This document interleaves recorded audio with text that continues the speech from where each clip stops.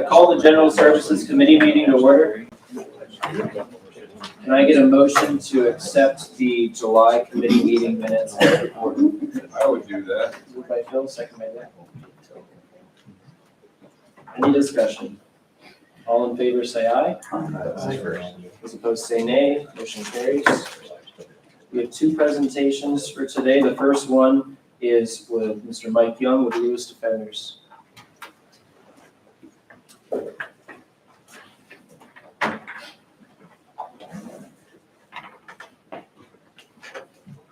afternoon. It's been 5 years since Lewis Defenders has had a contract with the county. A little history here. The county is required to provide, is to provide indigent service. Some counties do it with the public defender's office. Other counties do it with simply the assigned counsel panel, known as the 18B panel. Some counties, such as ours, now do it as a contract. And allow the county, when it started in 2009, to avoid having county employees not have the legacy costs. Our firm was set up in 2009. It was 4 part-time attorneys and 1 staff member. 13 years later, we're now 7 attorneys, 3 full-time, 3 part-time, and 1 consultant, and 3 staff members, 2 staff members in the the county also has a conflict defender's office. That's the McCluskey Law Firm. That's a separate contract to deal with conflicts. The third leg of your indigent defense in both family and criminal court is the 18B panel. We have a very small 18B panel. We have 1 attorney in Lewis County on that panel. Most of the attorneys that come in, especially for family court, come from Utica or Watertown. We try to avoid as many conflicts as possible with the 2 firms that we have. When we started in 2009, our contract was $20,000 a month. The McCluskey firm was $75,000 a year. There's been 1 raise in 13 years. We both asked for a 2% raise in 2018. And we continued 2.5 at the very beginning. We'd be well over $200,000 now. And I'm coming to you today to try to get us there. We've run into our budget has gone up tremendously in the last 1.5 years, basically because it's a tough time keeping attorneys. We're a little different than the hospital where I sit on, where professionals are in demand. The county raised its salaries for assistant district attorneys a couple years ago. Jefferson County is paying over $100,000 for public defenders. Other firms are asking for us. My office has had all of our young attorneys contacted to leave, so we've had to stay competitive. We have had the advantage of some state grants. There are 2 sets of state grants. There's the HH grant, which covers only criminal work. This past year was $556,000 for the county, which starting April of this year went to $720,000. We're not spending all of it. It covers all 3 prongs of indigent defense. On the family court side, we get what are known as distributions. It's a much smaller amount. It's about $56,000 a year. I believe we'll be approving distribution 13 next month. Altogether, our office's budget for next year is $840,000. $527,000 covered by state grants.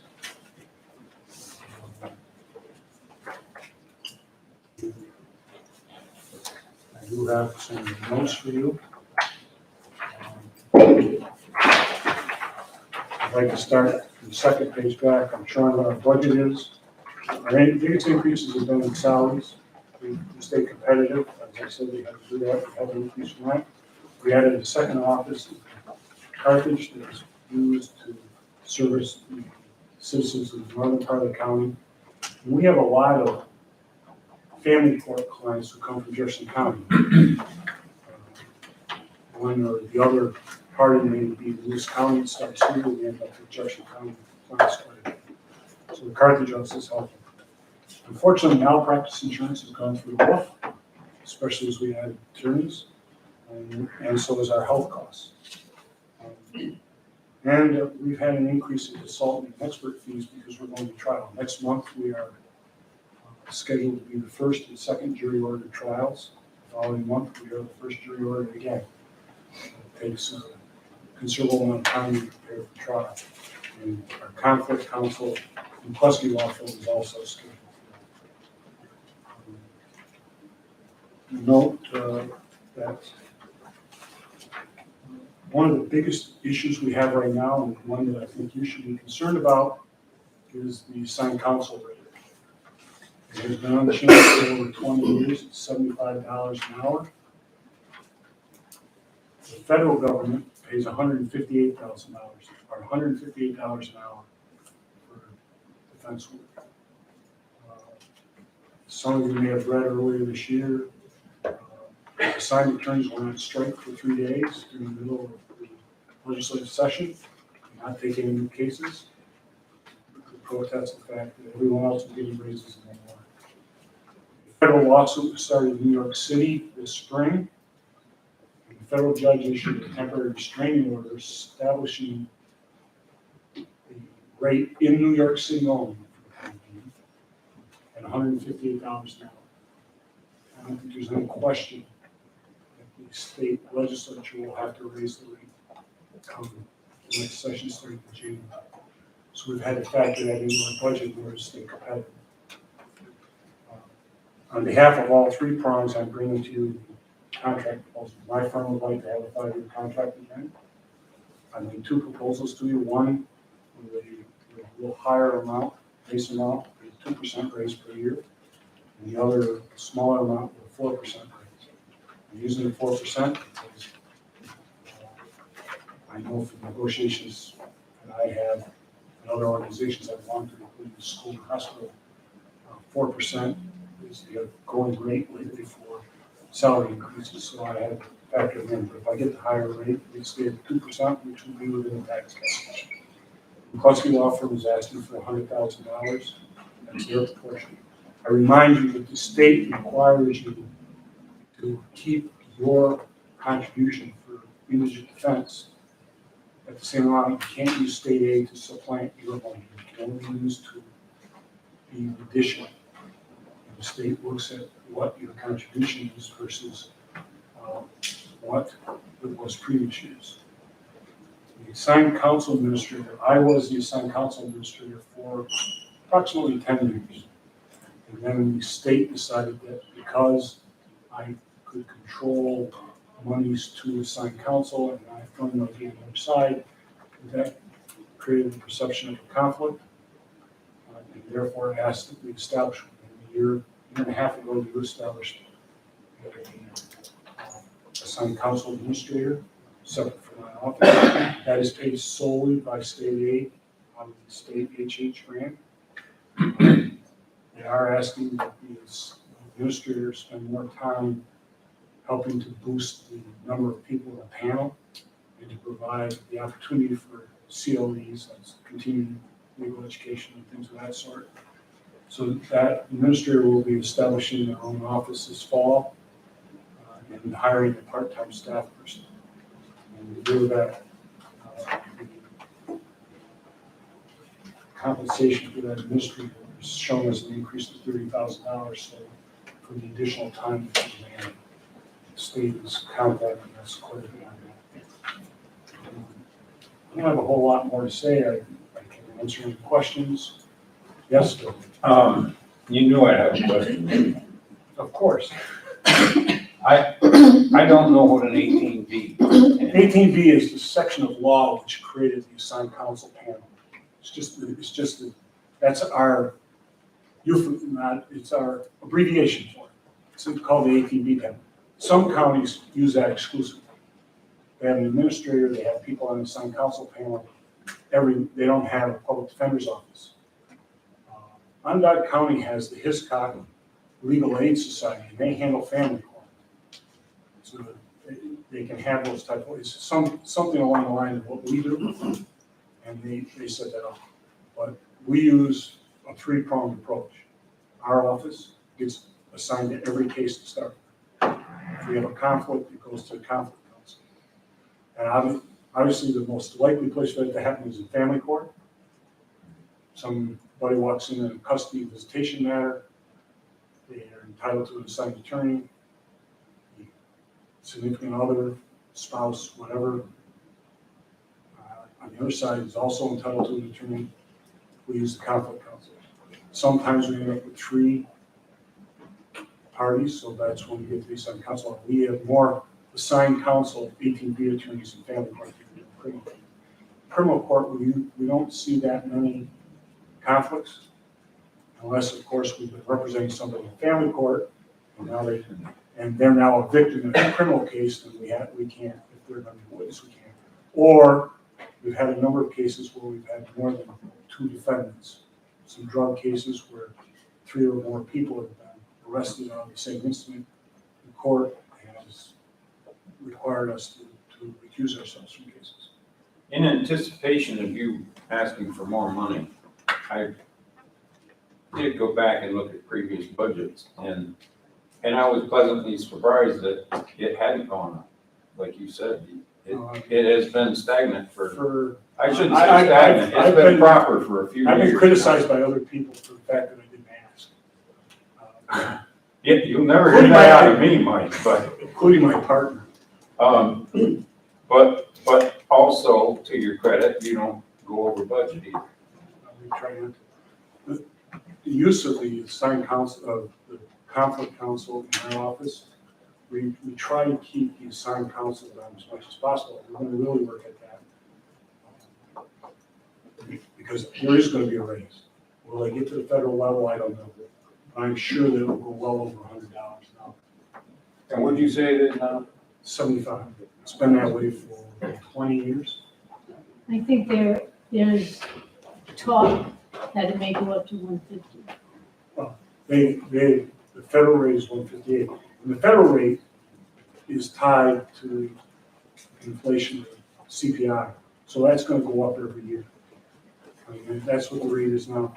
And we compete with attorneys. We don't have some people on our assigned counsel panel because they prefer to go to Fort Drum and handle cases because they get $158 an hour as opposed to $75 with us. So if they're going to take assigned cases, they'd rather do the federal. You gave us 2 scenarios here. That's to have you make a choice. I originally, what I did is the 2%, because if we had asked for a 2% raise every year, next year our figure would have been 316. And it only includes a 2% raise in the next 4 years. The other one, we want to take it a little lower, but it's got a 4% raise, and as you know, at the end of the 5 years, Oh, yeah, I know. it's more expensive than the other, which means you'll be negotiating from a higher figure. So I gave you your choice. It's up to you. I would prefer the 2%. For a number of reasons. A, 2% stays within the tax cap. I don't think we can argue. Yes, sir. Is the 100,000 assigned counsel included in your 825? No, that's the 100,000 is Mr. McCluskey's. That's your contribution. His budget is higher than that because he gets state aid just like we do from the Harrell Harris Act. The other problem that we haven't discussed is the fact that the state went out and created that criminal fund. We call it the HH, because they got sued by 5 counties. So the state came up with that. It only covers criminal side. So we have to spend all our time dividing time between criminal and civil because I can't get reimbursed for that. That's why one of the reasons I'm asking for an increase. because we're not getting the money we need for family court. The grant there is substantially less. As I say, the distributions are only $56,000, and that's for a 3-year period. Nice act. The State Association of Counties has identified that as a problem. And the state tried to solve that problem. They put in the amount of money that they have in the criminal grant is now $250 million a year for 57 counties. They started last year in family court. They put $5 million in. Our board was like 5 grand or something. And the reality is we handle 100 and some cases in the county court, and a large number of justice court cases. We have 17 towns. The village court line has been doing it with village court, so there won't be any village courts anymore. But we do hundreds of cases in family court. I also know that the state is requiring now that we have to appear at every arraignment in a criminal matter by the state, and we get that paid through the grant. That's known as counsel at first appearance. And, we get separate monies for that. That's not included in the budget because we pay the individual attorneys separately. Mike, you mentioned 7 attorneys. Are you the only principal with the firm, or who else? How many? Lydia and I are the 2 principals. We have 2 full-time attorneys. They're both former district attorneys from Jefferson County. I was able to steal. They keep trying to take them back. We have a part-time attorney who does just motion work for us. And we have hired, we hired the best criminal attorney in Northern New York, Gary Miles, as a trial consultant. He first chairs a lot of our trials because we have to have somebody back in the office to handle everything else. There's 3 of us that do the criminal work, 2 of us will be at every trial, and the 3rd one will be handling the day-to-day operation of the trial. We have 1 trial a week a month. It started a couple of months ago after COVID. We are, as I said, we are first jury ordered for both cases next month. We're first jury ordered in October. And I believe we're first and second jury ordered in November. So that means we have to prep 2 cases each month. What are your thoughts? I'm just gonna spring this on you, because I was having this conversation with the judge. With being required to be at the arraignments, what do you think about more court consolidation in Lewis County? I'm not going to disagree. I like it. I know it's something that comes up. I mean, we don't have really a lot of say in it as a county, but just as a discussion makes item. It's difficult for me to justify the amount of money the state is spending, forcing me to go out at 3 o'clock in the morning to handle a case that you know the person's going to be released. And we have to go out on non-VA nights to take care of things like aggravated unlicensed operations, which is a misdemeanor. And the problem we're having is they got that because they didn't show up in court. I think they show up for the arraignment on that. And it's difficult. We're wasting a lot of money. And all the arraignments are in person now again, or? Yes, Yeah. they have to. We were able to do them virtually during COVID, but that's kind of obviously. I think court consolidation is something that we could make a priority here. And we got a lot going on with our goals in 2022, and a lot of that's going to carry into 2023. But I think that's something that would be a good effort for us to push, in 2024, beyond. St. Lawrence County has expressed interest as well. I mean, it just makes sense.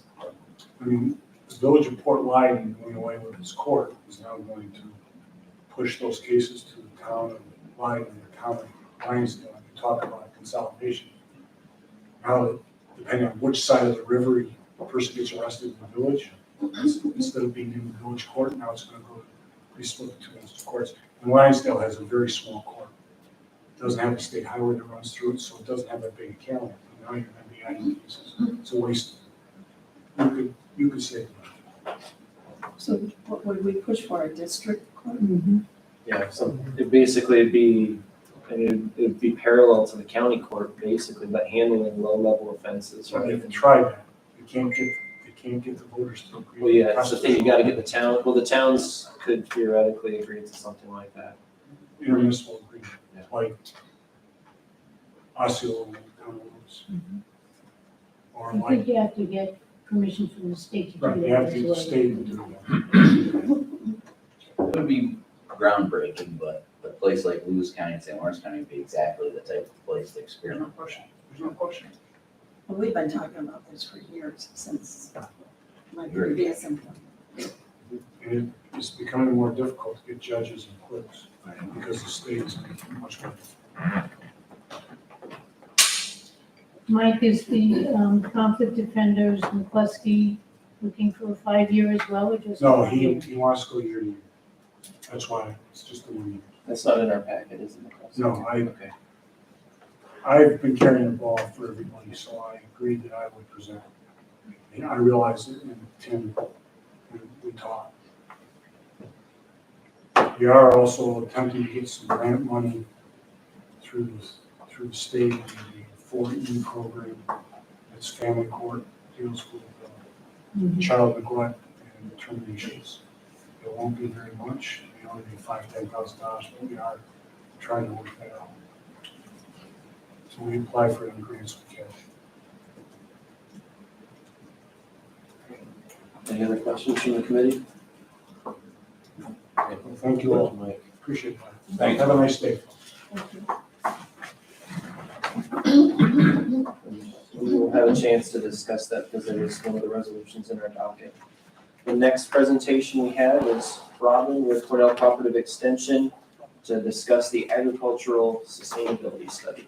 Robin here? So it'll be actually Bud and Bob from Court Consulting Group.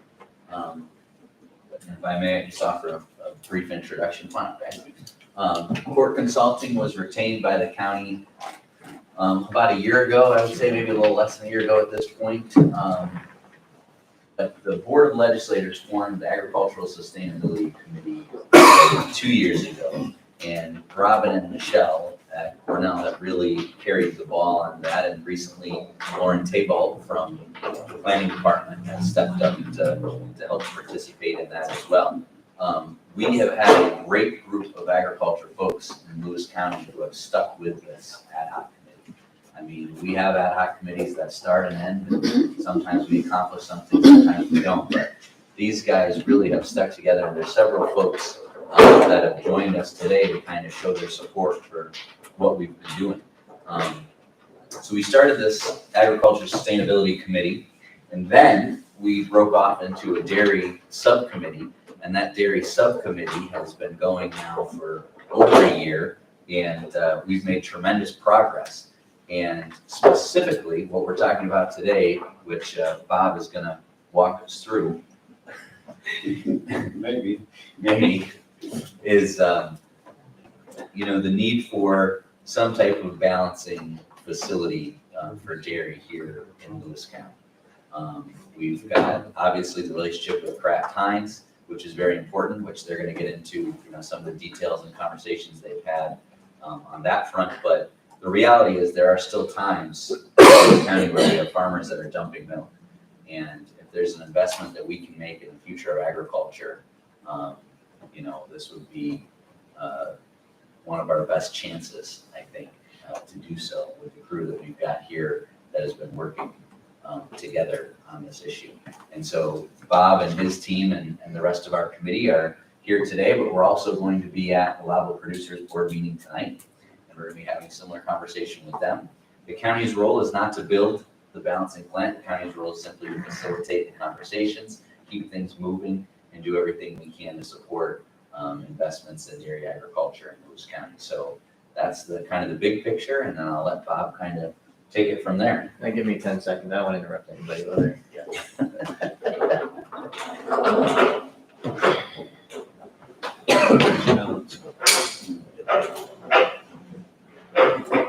Basically, it's, that.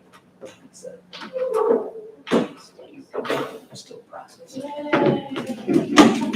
Good job.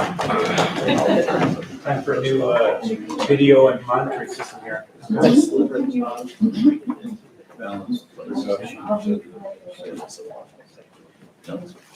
How's it going? matter. Yeah, right. Same thing. Okay, I'm Bob Court, President of Court Consulting Group, and we were hired to go through and look at opportunities for helping out the dairy industry in Lewis County. So today I'm going to go through a little bit of background, talk about the project, discuss the recommendations we've come up with, and then talk about timeline and next steps. Ryan has basically gone through this, but the committee's been around for several years, and it was created quite a few years ago, I guess, when they first started saying, look, we have this relationship with Kraft, but is it going to last forever? And for years it did. Kraft was a really good partner. Basically, all the milk that the Lewis County farmers produced went to Kraft. If they had extra, Kraft said, sure, bring it on in. And in addition, Kraft helped out in the community. They participated in community days. They did a lot of stuff that really made them part of the community. However, several years ago, Kraft and Heinz merged, and things changed. Management style changed. Plant management has turned over probably yearly in the last several years. They got rid of the long-term supply agreement and said, we're going to reinitiate a contract every year. You're going to have to rebid it. And they stopped doing most of the community stuff. And I don't know that all of this was a conscious effort on the part of Kraft, but this is the result, and primarily because of the management changeovers at the plant. Then the pandemic hit, and as you know, everything that was a little bit on the edge of having issues went over the edge and had big issues. And this plant was one of those things. And the plant basically started having huge problems with production and efficiency and productivity to the point where they were on 1 or 2 days' notice at the most, they would call up their suppliers and say, we don't need milk, don't ship it. And when you only have a day or two to reallocate hundreds of thousands of pounds of milk, you can't find homes for that. And so that milk is dumped. And so throughout 2021 and continuing into 2022, the farmers and the co-ops have been dumping milk. And this is their cost, they pay for it. So this sort of crested in 2021, and they said, we need to do something, and that's when they put out the RFP. So we were hired to basically look at what possible commercial opportunities there are, do a little market research to identify or justify those market opportunities. Once you've identified an opportunity, look at production and storage capabilities that are going to be needed, put together a business plan, and then analyze the expected economic impact on the county and the region. Commercial opportunities, as we see it, really break down into 3 major categories. There's stuff you can do on the farm. You can put a digester in, you can do little farm improvements, you can do logistics improvements. They benefit the local farm only, one farm at a time. You can do small local operations like a farmer's market where farmers can bring their stuff and sell it. You can put in large-scale community digesters. You can do portable production things where they basically have a small cheese plant in a trailer and they go from farm to farm, and each farm can produce, a few hundred pounds of cheese. So those are small local things. And then we looked at larger manufacturing facilities where you could make almost anything: yogurt, bottled milk, aseptic milk, cheese, whatever. After discussing these things with the committee, it was decided, look, if we're going to do anything, we need to go big or go home, which is basically what people in the committee said, literally. If we're going to grow the business, we're going to give more opportunity for the farmers in the region, and we're going to provide the ability to balance so that if a big plant says, I can't take your milk today, we have someplace else to ship it, we have to build something big. A little digester on the farm is not going to cut it. So that was the direction. So the question is, if we go big, what should we do? So you've probably heard that milk consumption has been declining for 40 years. Well, the reality is that the only part of milk consumption that's declining is fluid milk, the stuff you drink in a glass. Milk production's been growing for 40 years. And if you look at the chart on the left, the blue line is the, sorry, I can get that. There we go. The blue line is the growth. The red line looks, this is 0. So if you look at this line, the red line is the percent growth every year. And so for the last 40 years, there have been positive growth in milk production virtually every year. I mean, there's maybe 4 or 5 years where it's been a negative, and that negative is like less than 1%. The growth has been 2 or 3%. So milk production is growing. In New York State, the chart on the right is only 10 years, but it's the same thing.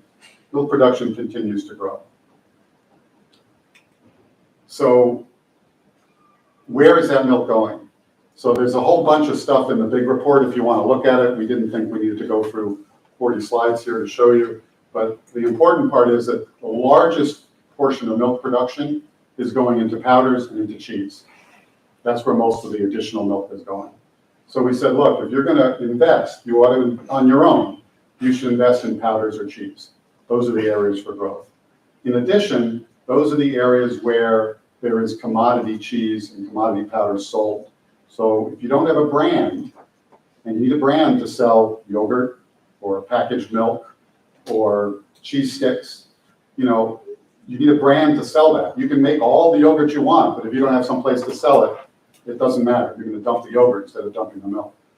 But if you make milk powder or commodity cheese, you will always have a market for it because the market's clear by definition. So the recommendation is if you're going to do it on your own, do powder or cheese. Cheese production, let me see what so the two options that we then ended up with, we said, look, you do it on your own, should probably build either a powder or a cheese plant, or you can partner with someone. Ideally, you would partner with someone who has a brand, who has a large market, and says, yeah, we need another 1 million pounds of product next year, and we'd love for you to make it for us. Or we'd love to partner with you and help you make it for us. So we started those options, and we'll talk about that in a second. So Bob, that would be like the breakdown between Agrimark, who's got a partnership with Cabot, Mhm. and we've been talking a lot about Cayuga, who kind of do their own thing and sell non-branded bulk, right? Yes, except you could potentially even partner with Cayuga, who at this point They do have a reputation and people know that Cayuga is a high quality product and they will buy Cayuga powders. And I mean, you know, they're buying, Chobani's buying the RO milk from Cayuga. So you could partner with Cayuga. In fact, we approached them. And we've approached quite a few people. We'll talk about that.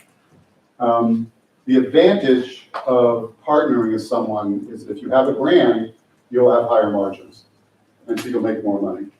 If you're selling 100% of your product as a commodity, you're not going to make any money. I mean, you shouldn't really lose money, but you're not going to make a lot of money. It's better than dumping milk, but it's not highly profitable. So those are our recommendations. In terms of partners, the obvious partner is Kraft Heinz, because they're right here, and we're already selling to them. And these are the arguments that we've made both to the farmers and to Kraft. Lewis County is certainly the best and easiest milk for Kraft Heinz's milk supply. It's efficient, shared supply, vested interest, easy access with the snow in the winter. And the same is true for shipping from Lewis County into the plant. One of the biggest issues from the farmer standpoint is hauling, because the farmers pay the hauling. So having a plant close by is highly beneficial. One of the biggest costs from the plant side is cleaning the trailers. And because it's so close, they don't have to clean every trailer. The trailers go out 2 or 3 times a day and bring stuff back. So there's all kinds of benefits on both sides. We spent some time with Kraft Heinz. We talked to the plant manager, who's since not there anymore, because they keep turning over. And he actually liked the idea. He brought it up to corporate, and we've had a couple of discussions with corporate. And they said, yeah, we're interested in pursuing, but these things just take time. And they're in the process of their capital analysis, trying to decide what they're going to do for next year. But that's ongoing. And so, we said, let's continue to be in touch. And so we've been talking to them every 4 to 6 weeks, but it hasn't really moved off the dime. But they haven't said no, so that's a possibility. And we need to keep talking. We need to keep talking. we think the reality is that whoever's gonna make the largest investment in this plant, which is probably the Loudville Co-op, they probably should take the lead on these discussions, and we'll be happy to facilitate it, but Kraft is gonna wanna see who are they really partnering with, not the intermediary. Since we couldn't develop a relationship in the time frame of the project, we put together a business plan based on a standalone. We selected non-fat dry milk because it's the simplest powder. Cheeses require a complex cheese-making process. Powders break down into 2 or 3 or 4 different categories. You've got NFDM, non-fat dry milk, which is just take the skim and dry it. You have skim milk powder, which is a standardized skim milk that they use in the rest of the world. Whole milk powder, which includes the cream. And if you're making a standardized skim milk powder, a whole milk powder, you have to put the milk through an RO, and what you're left with is a condensed form of milk, which they turn into a protein concentrate. So that's the other piece, protein concentrates. So all those things are possible, but they would be add-ons to this project. NFDM is the basic concept. I should explain a little bit here, because I talked a little bit about Kraft. For those of you who don't know what's going on at Kraft, Kraft Heinz sold their cheese business, their commercial cheese business, to Lactalis about a year or 2 ago. String cheese. No, not the cream cheese, their commercial cheeses, hard cheeses, which did not include cream cheese and did not include a bunch of other stuff. When the DOJ, the Department of Justice, heard about this, they said, no, Lactalis, you can't own all that. That gives you too much control. You need to divest certain pieces. And so one of the pieces they divested was the Polio brand, which is largely cream cheese. And they sold that to Belgioso. So we have an interesting situation here. We have the Kraft Heinz plant, with a big chunk of this plant technically owned by Lactalis. They own the equipment that makes the string cheese, and they are responsible for the employees. Those employees are actually Lactalis employees. But a significant portion, something like 1/2 to 2/3 of the cheese they produce, is actually being produced for Belgioso, which is another company altogether. So it's not clear that any of that cheese is going to stay in Loudville. In fact, if you've been following the news, about 2 months ago or less, Belgioso just bought the Cambo plant, which used to be the Kraft string cheese plant, which was bought by Upstate Farms. They've been running it for 1.5 years, and they've now sold it back to Belgioso, but it's still string cheese. So you can read the writing on the wall. Belgioso is going to move their string cheese back to Campbell, which means 2/3 of the string cheese production is going to come out of the Loudville plant, which is going to mean a reduction in milk requirements. Simply makes everything more important. How much of the milk going there is for string cheese? We're not totally sure because we've asked that question and they don't really want to tell us. But we're guessing it's at least 1/3. It's a significant amount. The main reason is that cream cheese, 3 pounds of milk make 1 pound of cream cheese. 10 pounds of milk make 1 pound of string cheese. So the amount coming out the back end may not be that may be similar, but it's a lot more milk coming in the front end. So the business plan that we put together is basically receive and store raw milk, separate the cream, homogenize, condense or evaporate, which by the way is a product you can sell as well, condensed and evaporated milk, and then produce non-fat dry milk. As I mentioned before, you could also add skim milk powder, whole milk powder, protein concentrates. You could do ultra-filtered milk. You could actually add cheese once you've developed a brand and you've really started going 5 to 10 years down the road. You could add cheese, you could add butter. You could even add something like aseptic milk, which is a big deal right now. But again, for those things, you need a brand, you need a partner, you need somebody to sell it to. The facility put together, we assumed would process about 1 million pounds a day, run about 6 days a week with the 7th day available for balancing. So if we have a problem, we have excess capacity. At least that's the way we planned it. I mean, right now there isn't really enough milk readily available to fill 6 days. But I have faith that the farmers can increase their production to that level easily.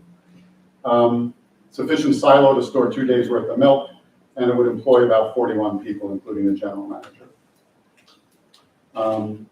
You know, I don't mean to throw trivia in it. How Sure. many pounds of milk do you know Lewis County farmers, if you had to guess, how much do you think is coming off of the farms right now? I don't actually know, and if I did, I couldn't tell you, but I'm guessing it's something north of 1 million pounds a day, Okay. Well, maybe less than 2 million. I'm just trying to get some Yeah. perspective. Okay. in that range. Yeah. But there are other farmers. I mean, Sure, right. Even the Kraft plant doesn't take all their milk from Lewis County. Right. So you've got the surrounding milk shed. Well, the co-op isn't just Lewis County farmers. That's correct, too. And not every Lewis County farm is in the co-op. Correct. Correct. So our rough guess for construction costs about 48 million. And I will readily admit that this is a swag because construction costs in the last year have gone nuts. We know places where they had a firm commitment on construction costs of 20 to 30 million 3 years ago, and the current cost is 75. But I think a year or two from now, it'll be back down to normal. Steel, wood, everything has gone nuts in the last 2 years. So our best guess, and this is already inflated from where we would have said something 2 years ago, but we think the plant could be built for around 48 million. The plant will generate around $67 million in revenue and annual profit about $100,000, basically break even, but about 5 million of cash flow. So we think it's a reasonable investment as a baseline, and we think there's growth opportunity from there. Can I jump in for a second, Bob? Absolutely. I think it's important to clarify for our purposes today that the county's role in this is to continue to lead. So, we've hired Court Consulting, we've put everybody in the room together. But these large investment figures are not going to be the public's investment. It's not going to be a county-owned facility, right? So we're trying to facilitate this discussion and hopefully we can, potentially even help acquire the site and maybe put in water and sewer infrastructure or, those types of baseline things that public entities do to support economic development. But, we're just trying to be the facilitators in this. It's going to have to be the co-op or whatever partners they can come up with are going to have to, be the ones that also move this along. We expect the farmers to fund this. I mean, we expect some public assistance, be it, state, federal, regional, but we expect the equity to come from the farmers.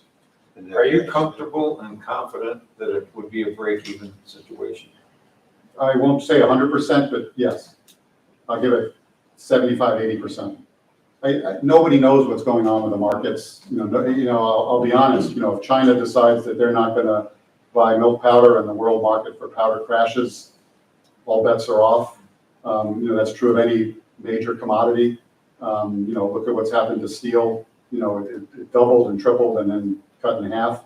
So, those kind of bets are hard. But what I can say is it won't lose a lot of money. In other words, if you were to build this plant, I would be willing to bet money that you would lose at most a few $100,000 a year. But what we've got to remember is we've got farms that are dumping milk on a regular Right basis. now it's costing them millions of dollars a year in dump milk. So that's the trade-off there. Now, as I said before, if you can find a partner who is willing to say, we have a brand and we would love for you to make X amount of something, cream cheese, yogurt, whatever, and then the powder is an extra add-on to that facility, it would not need to be this large. And even though you might lose a little money on the powder, you would make money on the other stuff. And so we're actively pursuing talking to several other entities. How comfortable are you with that, with a partner? That I think could work really well. The problem is finding the partner. That's what I was asking. Yeah, How comfortable are you with finding a partner? So I think it's possible. Let me take a step back. I think there are two types of partners. I think there's branded partners and there's non-branded partners. The branded partners would be someone like Kraft. And if Kraft says, look, we would love to have you as a partner, you can do our front end. You can receive the milk, You can wash the tankers, you can, standardize the milk to 18% or whatever they need for their cheese, and then ship it across the street or down the road, and we'll turn it into cream cheese. And we'll pay you a fair price to do that, because that means we don't have to invest in upgrading our front end to do that. I think that is quite doable, okay? I think if Chobani says, look, and I don't know that they are, but we're starting to run into capacity issues. We could really use another 10 million pounds of yogurt a year. You can build a yogurt plant and we'll buy the yogurt from you, but you manufacture it to our specs, because you're putting in the capital. I think those are possibilities. I have no idea if those can really happen. But we're pushing. We're in active discussions with several people. We're also in discussions with a couple of other co-ops who have said, we need balancing capability. If you guys are going to build a power plant, we would love to partner with you so that we can also put our milk into that plant. So not all the milk going into the plant would be Lewis County milk, but frankly, Lewis County doesn't have an extra 1 million pounds a day to spare. So that's another way to do it. Good things happen when people work together, don't they? We try, yes. And we think both of those things are good possibilities. I don't want to make guarantees because I can't. Well, I'm trying to nail you down. I know, and I'm trying to squirm like crazy. Your profit, that factors in the cost of servicing the debt. Yes, yes, that's why the EBITDA is 5 million. Earnings before interest, taxes, depreciation.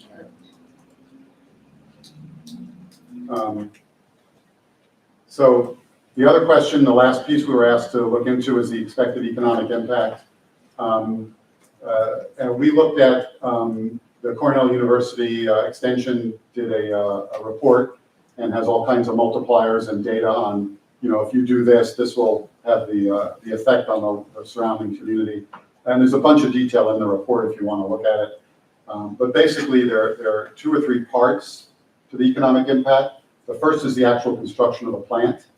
And that $50 million investment generates about $100 million on economic impact in the region, about a third of which we think will come into Lewis County. I mean, obviously, a lot of stuff comes from outside the county, steel, equipment, and so forth. From ongoing operations, there's at least a 57% increase in overall milk production that would be required to go into the plant. That would create another $166 million of economic impact, about 128 million of which we think will accrue to Lewis County. 41 jobs at the plant should result in about 92 additional total jobs in the region. So for every one at the plant, there's another job elsewhere in the region gets created. Plus, all this additional milk is going to create additional needs on the farms. So we create additional about 230 jobs at the farm, and we know farm labor and farm growth has an impact on the surrounding community as well. In addition, public revenue, taxes, and so forth should generate about $3 million a year to Lewis County specifically. Can I ask you a quick question? Sure. On the jobs, the legislation between the 40 hours and the 60 hours, I was talking to a couple farmers the other day, and that's having an impact to people, they're losing help because they don't get that change. Is that included in your 231 jobs increase? No, we're just assuming a normal 40 hours. Okay. Yeah. Thank you. So what needs to happen? Developing a greenfield like this, assuming it's a greenfield, will take about 3 years. You need to put in place a development entity, some group that's going to actually manage the process, site and plant design, figure out the public support, financing structure, talking to the banks, all kinds of regulatory and permitting approvals. And then, of course, that's before you even start putting a shovel in the ground and building the plant. And then you have to start up, test, get the whole thing running. So we think it's going to take about 3 years. But someone needs to spearhead this process, and we think that needs probably the Louisville Co-op, and we're talking to them tonight. Next step for Lewis County. This is my slide. This is your slide. I edited their presentation. I'm going to let Ryan talk about this, and then obviously any questions I'll be happy to answer. So the big question for this group is, so what can the county do to continue to push this along, assuming it's something that, we want to continue to support? And at this point, there's two things that we think the county can do. One is continue our relationship with Corp Consulting. We would like to engage in a phase 2. So they've accomplished all this under phase 1. But the expertise and relationships that they've brought to the table throughout this process, I think have been invaluable and have given our group the confidence to keep moving forward. So I'd like to, and I think our whole committee would like to, the Ag Sustainability Committee would ask the legislators if you would continue a second contract with Corp Consulting for an amount not to exceed. This first contract was about $65,000. So we don't really know what phase 2 looks like. That's the problem is, phase 1 was very defined. Phase 2 is going to be more about continuing those conversations with partners, trying to shepherd us through this process. So I think an amount not to exceed might be appropriate, but we can probably hammer that out between now and the board meeting. But that's the first thing we'd like this committee to consider is continuing our relationship with Corp Consulting. The second thing we'd like you to consider is we really need, we're at the phase now where, we need to start talking specifics. And so we need to engage with an engineering and architecture firm that is specifically has experience working with food processing and start to refine some of those numbers that Bud and Bob have put together and work with Lavo producers and other investors that we might be able to bring to the table to really refine what we're talking about. So when we did our big investment, we had a concept phase where we had CNS come in and give us several options. I think that's the level of engagement that we're looking for from an engineering firm at this point, a concept level engagement where they can come in and kind of run through some of these and see what makes the most sense for Lewis County. So again, that's where I see the county's role right now is continuing, hosting this Ag Sustainability Committee and then continuing to, to kind of pay for some of these consulting services that keep the ball moving. Eventually, though, it's going to be on the dairy community themselves to put up the big bucks to make this move forward. But the least we can do is kind of continue the momentum. I would ask at this time before you wrap up, Bob, we've got some members of the committee here. What if you guys want to share your experience, kind of some of the things we've learned? I mean, we do a lot of committees at the county. A lot of reports sit on shelves and collect dust. I tell you what, if this can get off the ground, this will be the most important thing that the county's done, in 20 years. So if you guys have anything to add or to chime in on that. Hi, I'm Robin. I'm with Cornell Cooperative Extension, Lewis County, and this has really been, first of all, I want to thank the Board of Legislators for funding this study in the first place. I think we put a lot of work and a lot of thought into what we wanted to do as a dairy subcommittee and an agricultural sustainability council. We believe we have the right people on our committee that have been able to kind of guide and shape kind of the thinking about what we want to do with this. And our purpose in general is not just to protect the ability of farmers to successfully dairy in Lewis County, but to enable them to grow. So we see this project as something that will not only sustain dairy in Lewis County, but it will actually provide an environment in which it can grow. So thank you for the funding to do that. We're delighted with Bud and Bob. We feel like we miraculously found Bud and Bob during the RFP process, and they've done a tremendous job of really helping refine the thought on that, doing the market research, commercial analysis, and kind of feasibility. But also, really importantly, they've reached out to us and started those relationship talks that had kind of stalled for a little while. And I think that, from our perspective, that's been really important. Probably we're going to go through we're really hoping that the meeting tonight and then, we'll see some really good debate and discussion around the what I think powder is probably the idea for now, but I think there are also a couple of other ideas coming out of the co-op, and the farmers, the constituents, let's say, that would be worth considering as well. But from our perspective, and I'll give over to the others who are present here today too, it's been really a journey. I think we've come a lot farther than we ever thought we would up to this point. And this is extremely important for the farmers in the county. And the legislature has really been excellent in supporting, a project that will move the needle, let's say. I mean, not some of the smaller, different little things that, we can do with farm finance education, different things like that through the various agencies, but something that would really move the needle on the local and regional dairy industry. So thank you very much. We also have Andy Laszlo from the co-op. We have Mike Kreger from Oneida Lewis Co-op and Dairy Farmer, Joe Lawrence from, obviously, chairman of the board of the IDA and Pro Dairy with Cornell. And I think Tom was also here, Tom Conley. I see you up there. So this is probably about half of our community that was able to make it today. Maybe you want to say anything? I can. Actually, it creates a great opportunity also for Kraft Heinz, because we discussed the labor market that we had in the county, the ability to do a training. I know a lot of manufacturing places are missing skilled labor. There's a lot of PLC programming done on new equipment, no matter what manufacturing. So we identified that as a need. Also help Kraft Heinz. There's also welding that's needed.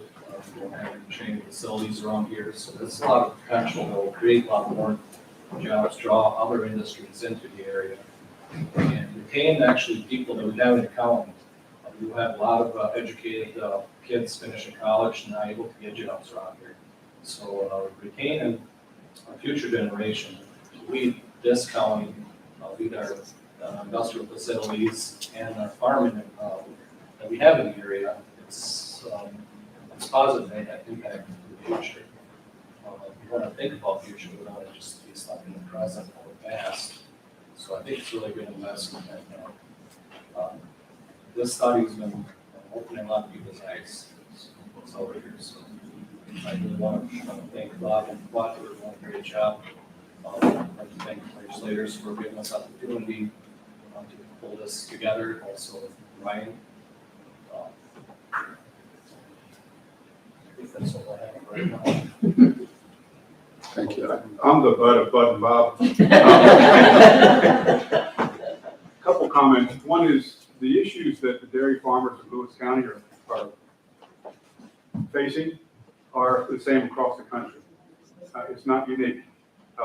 Dairy farms and what's happening to dairy farms across the country, you'll find it in every community in every state. And the problems that Kraft is having are not unique. Most of the work that we do is for the dairy processors. That's where we do most of our work, and working with them in terms of either trying to expand or become more efficient, whatever it might be. But those kinds of problems that Andy was alluding to in terms of finding people, all the problems that the pandemic caused, it disrupted 25 years of good business that went on between the farmers and Kraft. What is a little unique in our situation, coming from our experience background, is that the county is taking a lead in this and trying to help them develop a solution. We don't see that in too many other places, and it will provide a tremendous boost for them. Dairy farmers are good at producing milk. They don't really understand the corporate side of taking that milk and turning it into products. For them to do a standalone plant on their own would be extremely difficult. They have no experience in it. And it's not an easy thing to manage, even if you're making powder, which is a fairly automated type of process. So having the county's support in that, and then the facilitation, from our perspective and experience, is tremendous. And will move it a lot faster than it would if they had to try to do this on their own. Thank you. Well, I guess I can start and answer Ian's question from earlier. I mean, these numbers are a few years old, but we're producing approximately 1.6 to 1.7 million pounds per day in this county. But I think that speaks to the kind of regional milk shed idea around this is it first and foremost would provide stability and security to Lewis County farmers, but it would not, you know, it would not make sense for it to be confined to the boundaries of the county. And that, you know, just further secures the dairy infrastructure of this region. You know, the North Country is a significant producer of milk in New York State, and New York State ranks in the top 5 in the nation for milk production. And from a climate standpoint, there's a lot of optimism going forward about why milk production is well suited to the Northeast versus other parts of the country. And so building on that ecosystem and providing that stability has that both the impact on the dairy farms themselves and those support sectors, both in supporting the production side of the farms and all the businesses we have around here that do that, as well as the manufacturing side. We heard from, you know, Black River Valley Naturals how it was a benefit to them when they opened their plant to have skilled workforce from Kraft. We've heard that in the past about the paper industry that used to be here, right? In terms of the trained and skilled labor that was here for that. So as we think about that and building off of that, we shouldn't view this as any sort of competition to Kraft or Great Lakes over in Adams or anyone else. This is an opportunity to build on that ecosystem and have the, you know, have that continue to be what this area is good at and people are trained in.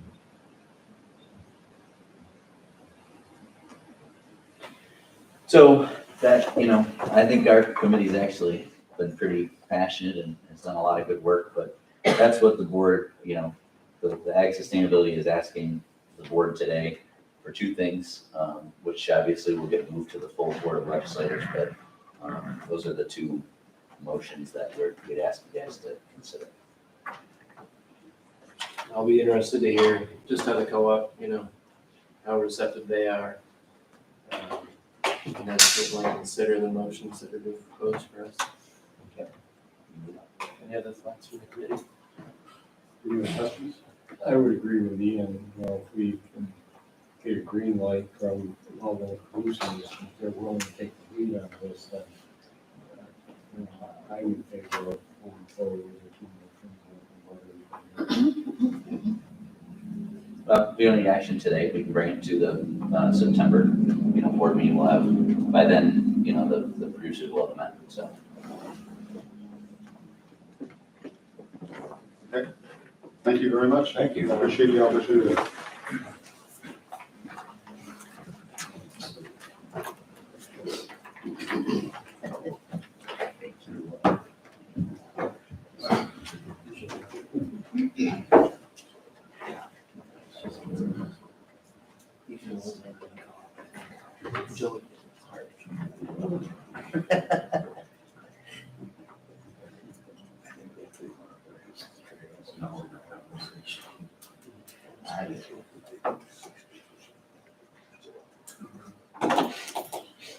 We'll move on to the dockets now. Introductory local law number 4-2022, a local law permitting all-terrain vehicle off-highway vehicle operation on approximately 0.2 miles of certain portions of Burdick's Crossing Road and approximately 250 feet of a certain portion of Lyons Falls Road, and setting the public hearing for October 4th, 2022 at 5:00 p.m. I think Jackie had explained this. Did any questions as well? Yeah, any discussion on it, I guess? We don't need a motion, do we? No, it's just all in favor. Okay, all in favor, say aye. Aye. Those opposed, say nay. Motion carries. Authorizing an agreement with Train for courthouse heated sideway project, control panels at a cost of $8,000. Any discussion? I read someplace in here that the boiler involved in this too, so these are part of the project. Is there another cost for the boiler? Is that? So the boiler, Matt can jump in there, I'm wrong, but what I think is that we refined the project so that we didn't need to add an additional boiler. Remember, we bid it out twice. But this is a change order because the control panels, the price has gone up. Oh, okay.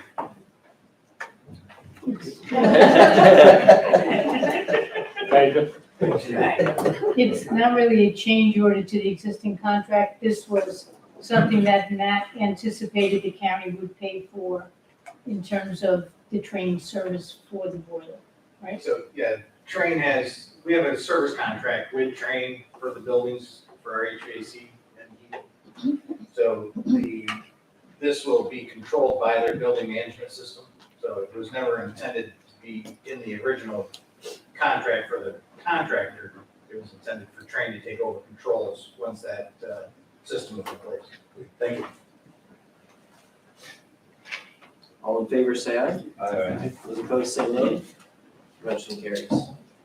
Pursuant to local law number 2-2007, finding and determining action to be taken on an unsafe structure in the village of Lowell property at 5507 Trinity Avenue, and setting the public hearing for October 4th, 2022 at 5:00 PM. Any discussion? I took a chance to drive by there, and everything that says here is truly neat. It's a terrible looking structure. You took a chance. Is that what you Says to said? drive by and take a look at it. Gee, the chance will be gone. All in favor, say aye. That's what I was. Aye. Those opposed, say nay. Motion carries. Rescinding resolution number 191-2022, appointment of superintendent of highways due to error. Nice to see you survive 10 with all that hard. Less than a week or? Especially after it's been a good week.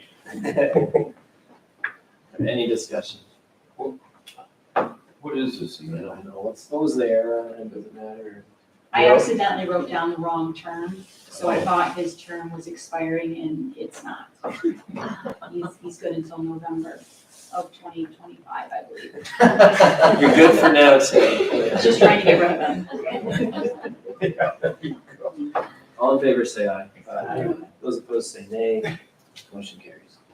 Authorizing amendment to grant contract with New York State Office of Indigent Legal Services under the 5-year statewide expansion of Pearl Herring to accept budget and work plan for year 4 funding of $576,092.65.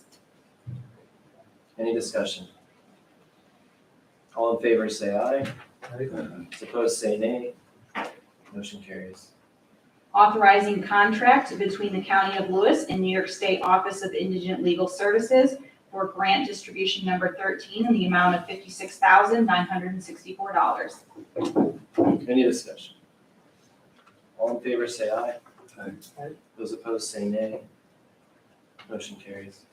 Authorizing 5-year contract with Lewis Defenders PLLC effective January 1st, 2023 through December 31st, 2027 in the amount of to be determined. Any discussion? I'm doing the number now. I would support moving ahead with 2% with a bigger base. I agree with that too. I agree with that. Yeah, that sounds good to me. I'll add as well, I think that, the things that I hear, I think that our community has been very well served by Lewis Defenders. And we're very privileged to have a firm that provides this service and is available right across from the courthouse. And I'd like to see us continue that relationship with them.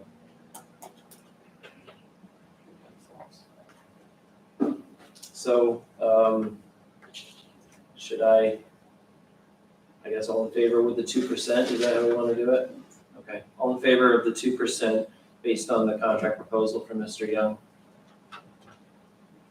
Say aye. Aye. Those opposed, say nay. Motion carries. Ian, just in terms of the conflict defender contract, which we don't have to, the attorney doesn't have to consider now because that goes through the end of the year. But he did bring up the contract from McCluskey. So, I don't know if you want to look into it a little bit further or discuss it, but we can do that at the next meeting too. I mean, I assume it's gonna be a contract like, exactly like what we have this year, but just with $100,000 and for the next year's term. This year was $70,000. Okay. Do we wanna wait for a resolution for next, this would be for January or? The contract ends at the end of the year, so we can bring another resolution for the September meeting if you want to go forward with that, or we could wait until October if you want to get any more information from McCluskey. I'm fine with doing this now, and then we'll have something in for the September board meeting. Do that. We have to have a conflict defender, so. Agree. I have no issue. My only question would be, is that something we should RFP or it's a professional service, we don't have to? We don't have to, we did go out to RFP for the first tier, the Lewis Defenders one, 5 or 6 years ago. We have not gone out to RFP for the second tier, but that would be cutting it a little bit close this year if we went out now. But maybe it's something we would consider next year. The McCluskey's only asked for year by year, Right. not 5 years. Okay. And Mike did say the volume of cases they're handling has increased. I imagine the conflict defenders doing a lot more work now.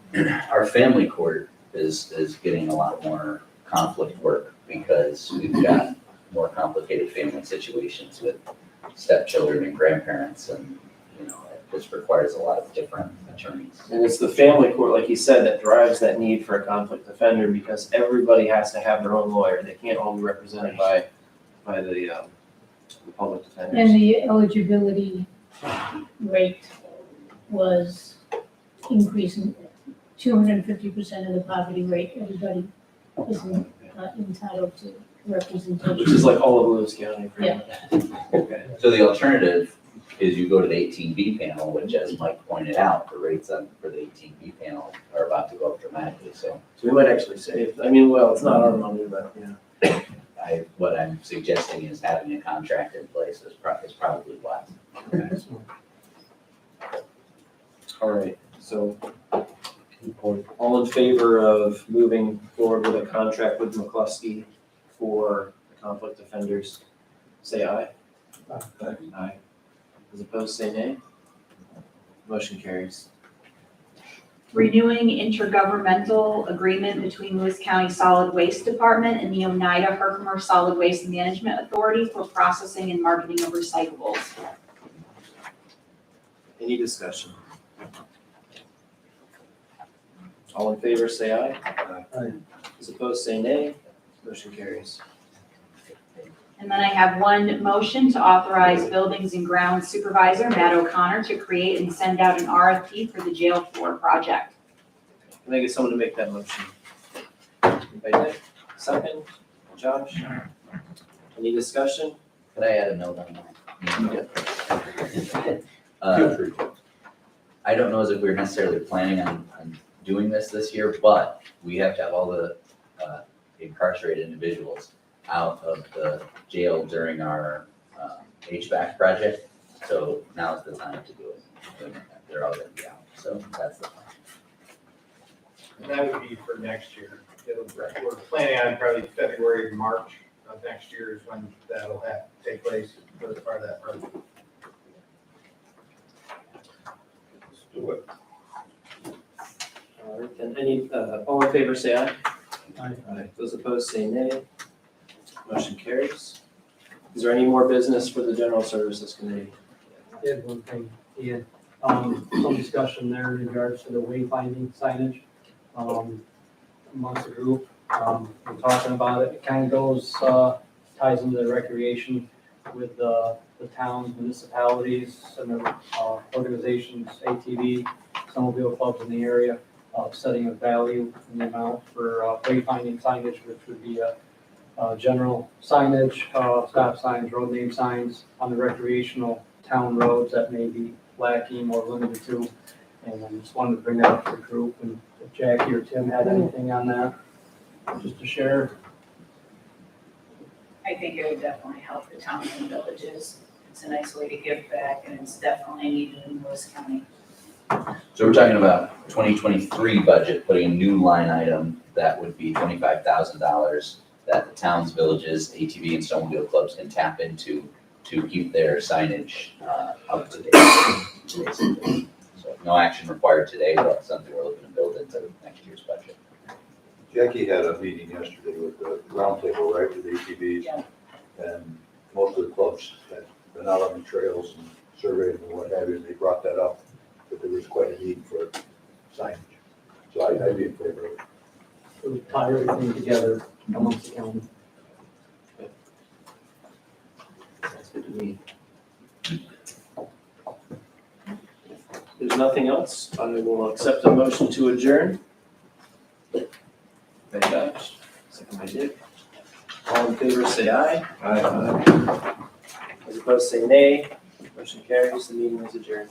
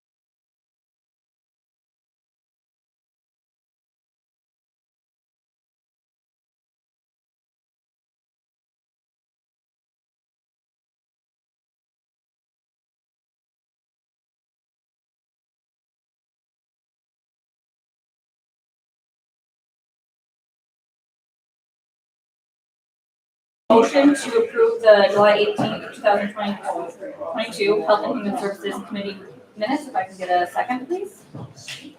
Andrea. And for presentations, Jenny. Sorry. I just gave Ryan my PowerPoint. I don't know if the clicker's around.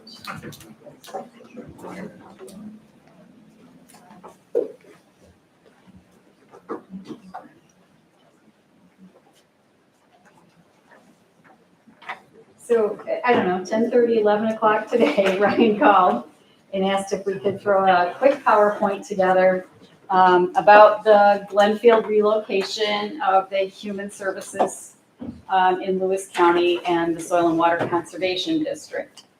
So quickly tried to take some pictures. I am not a photographer. So we officially fully opened on August 8th after starting to move on the 1st. So you can see we have our sign there, now open for business, and the front of the building there. I believe Andrea and Tom were in the building today for the Soil and Water Directors Meeting. So they've had an opportunity to see it in person.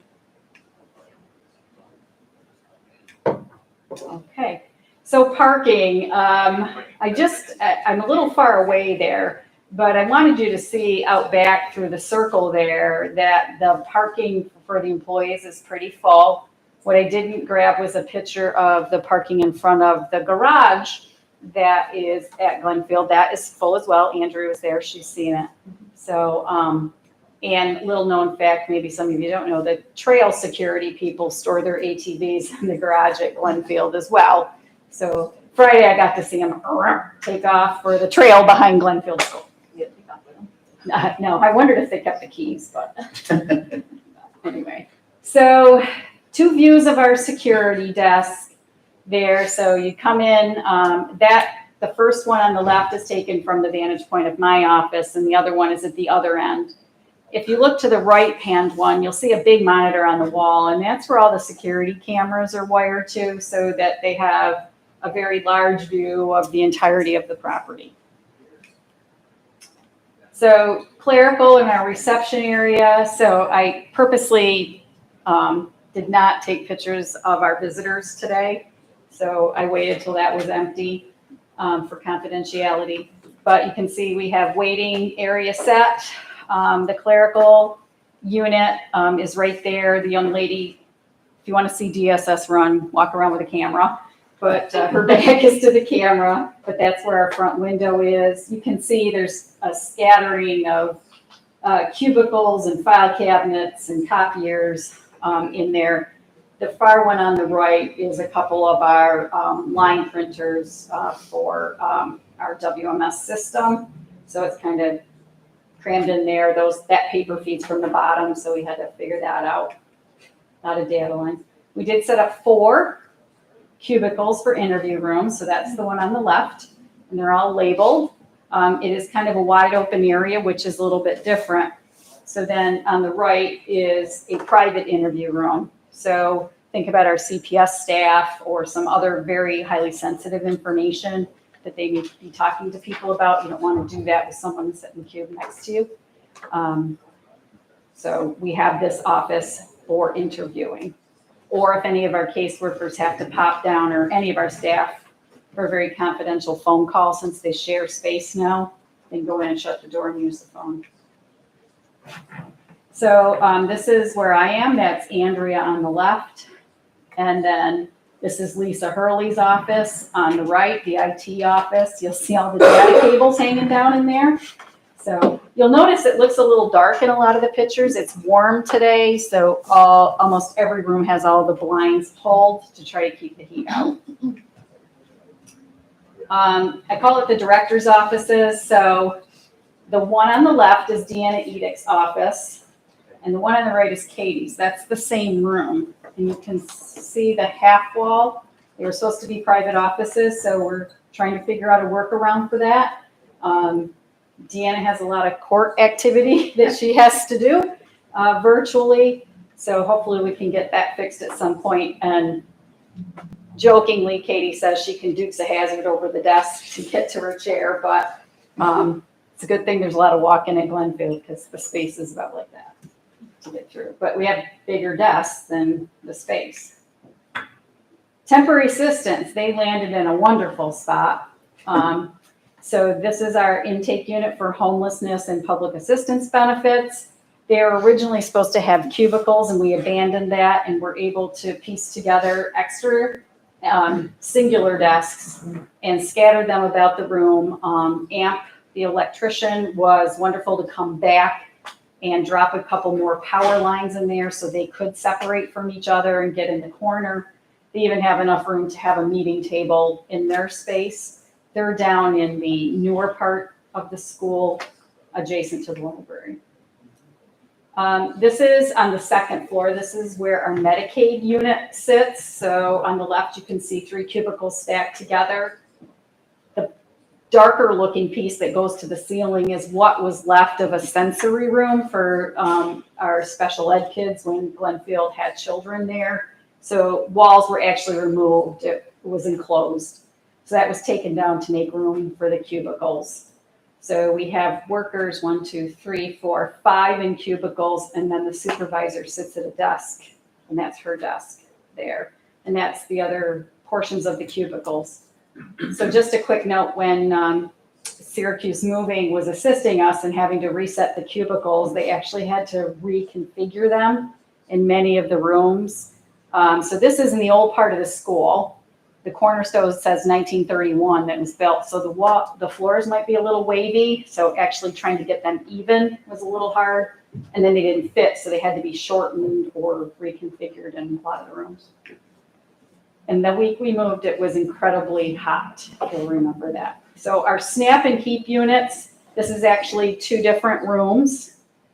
Okay, so the room to the left is at the top of the second floor stairs. That's Vicki Zabrisky's unit. They went from cubicles at the Loudville office to single desks in Glenfield.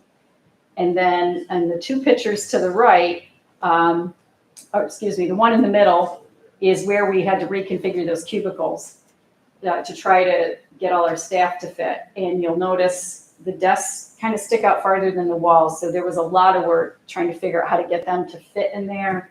And again, Amp Electric came back and dropped data lines down in the middle for us and electrical lines to accommodate those cubicles. And that desk you see is the supervisor's desk. For some reason, I just spoke with Matt, if he left. That's the room we're having a bee issue in. We're having a lot of bees in the room. In that room and in the cafeteria. Today is worse because it's warm.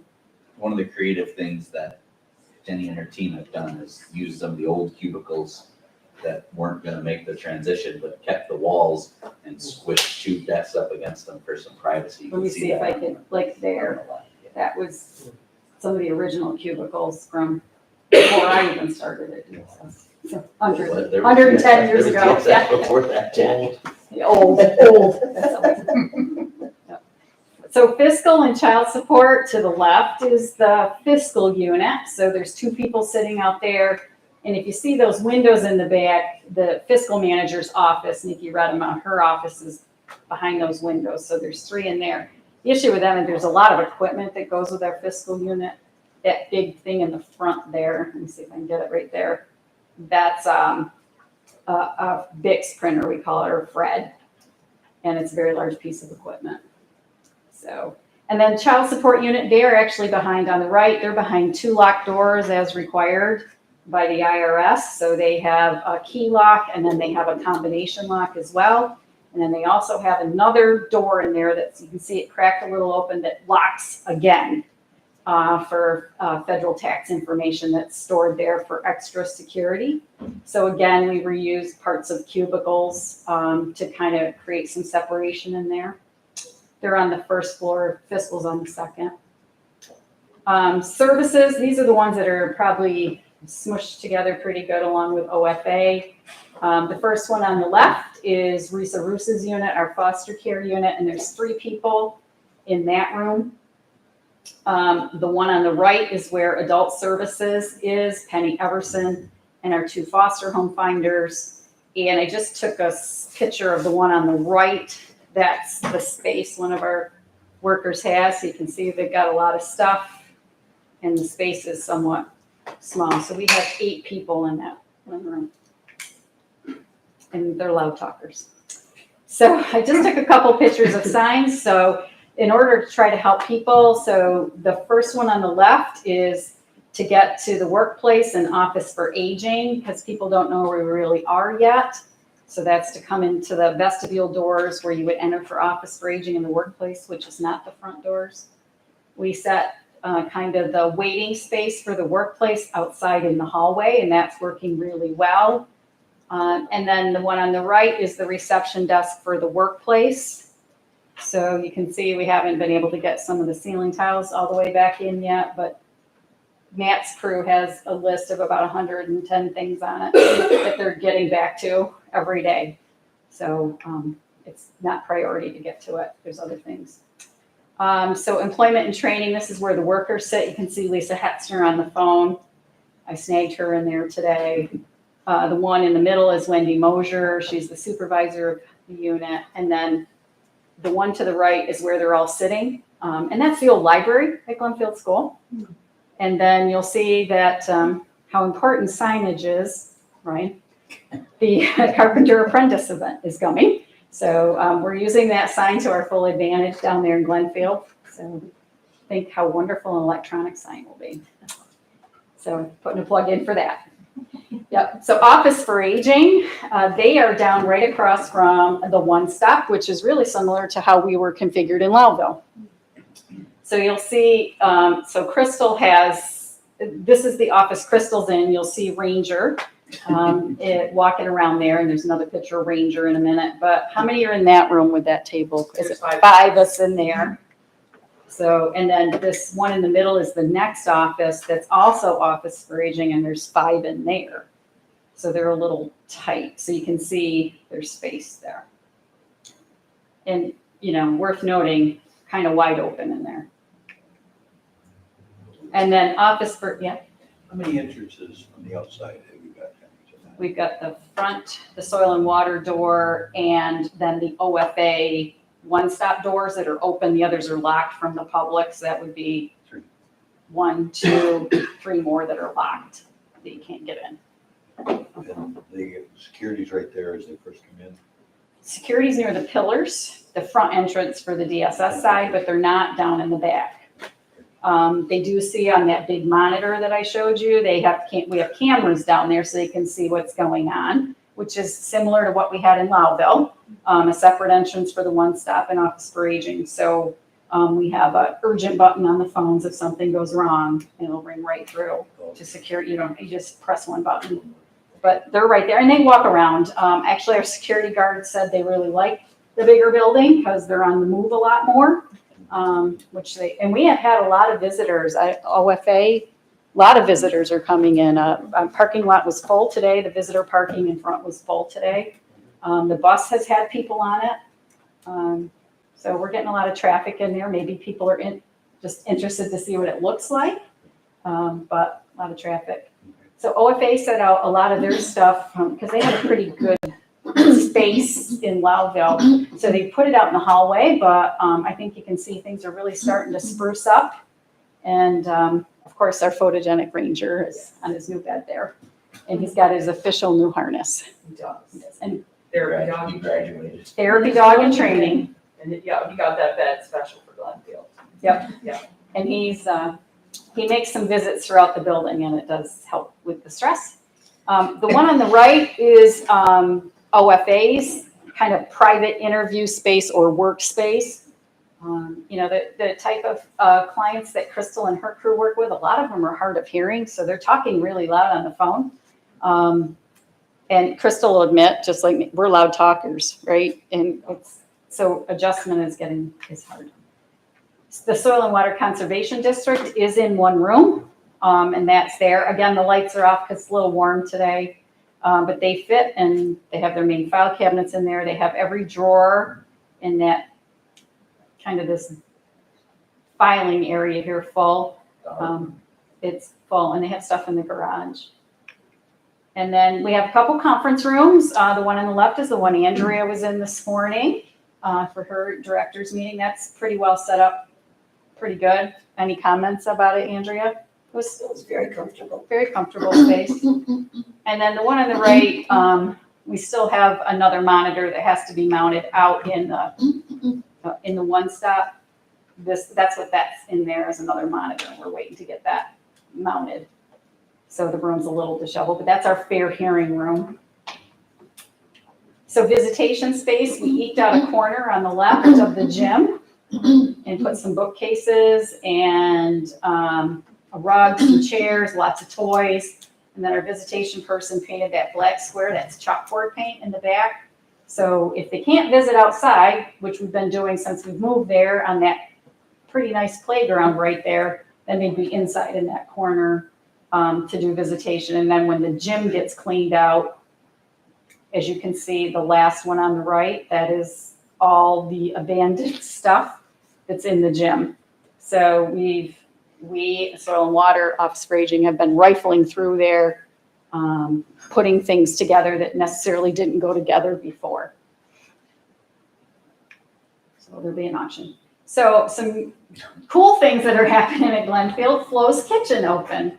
So there's 3 employees that are making stuff available, breakfast and lunch every day. They started yesterday. So it's a donation, a suggested donation, but like today's lunch special was a cold plate. So people are welcome to come down and join us.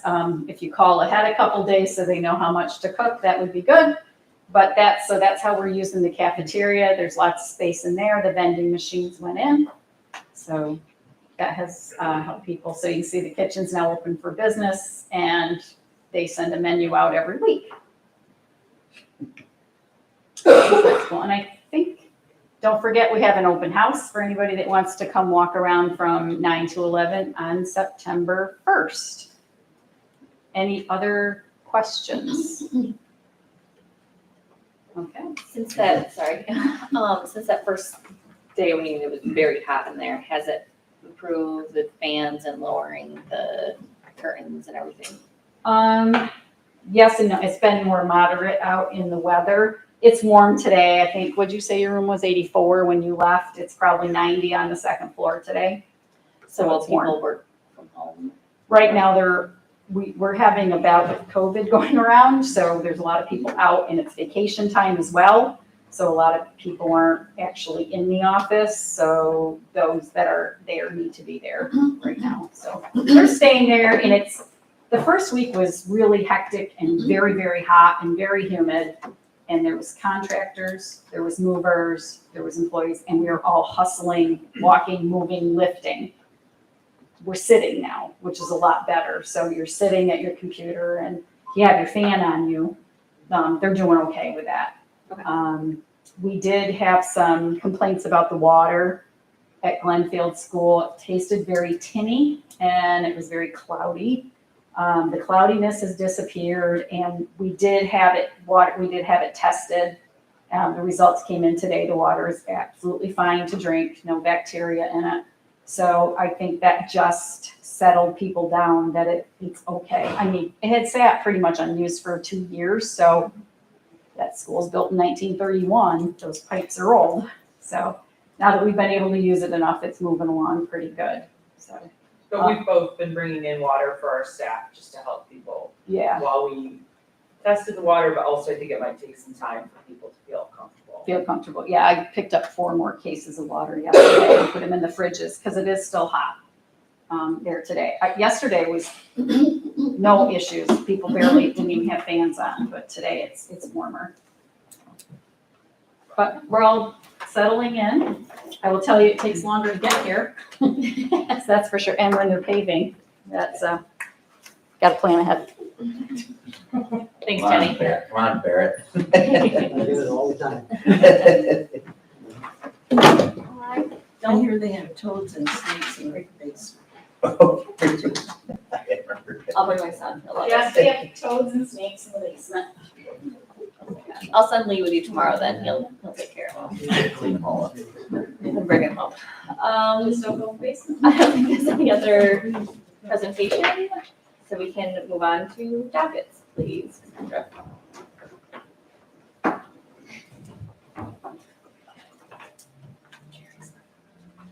Okay, the first docket is appropriating funding from New York State under Veterans Peer Support Program and authorizing an agreement between Lewis County on behalf of Community Services Department and Mental Health Association of Jefferson County to provide services under the project.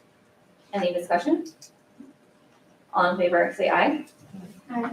Opposed, nay. Authorizing amendment to agreement between Lewis County on behalf of Community Services Department and TLS in agreement with FDR HPO to provide single point of access services set forth by OMH one-time funding award. Any discussion? All in favor, say aye. Opposed, nay. Carries. Authorizing revised list of rates for agreement between Lewis County Public Health Agency and various providers for preschool special education programs for the school year 2022 and 2023. Any discussion?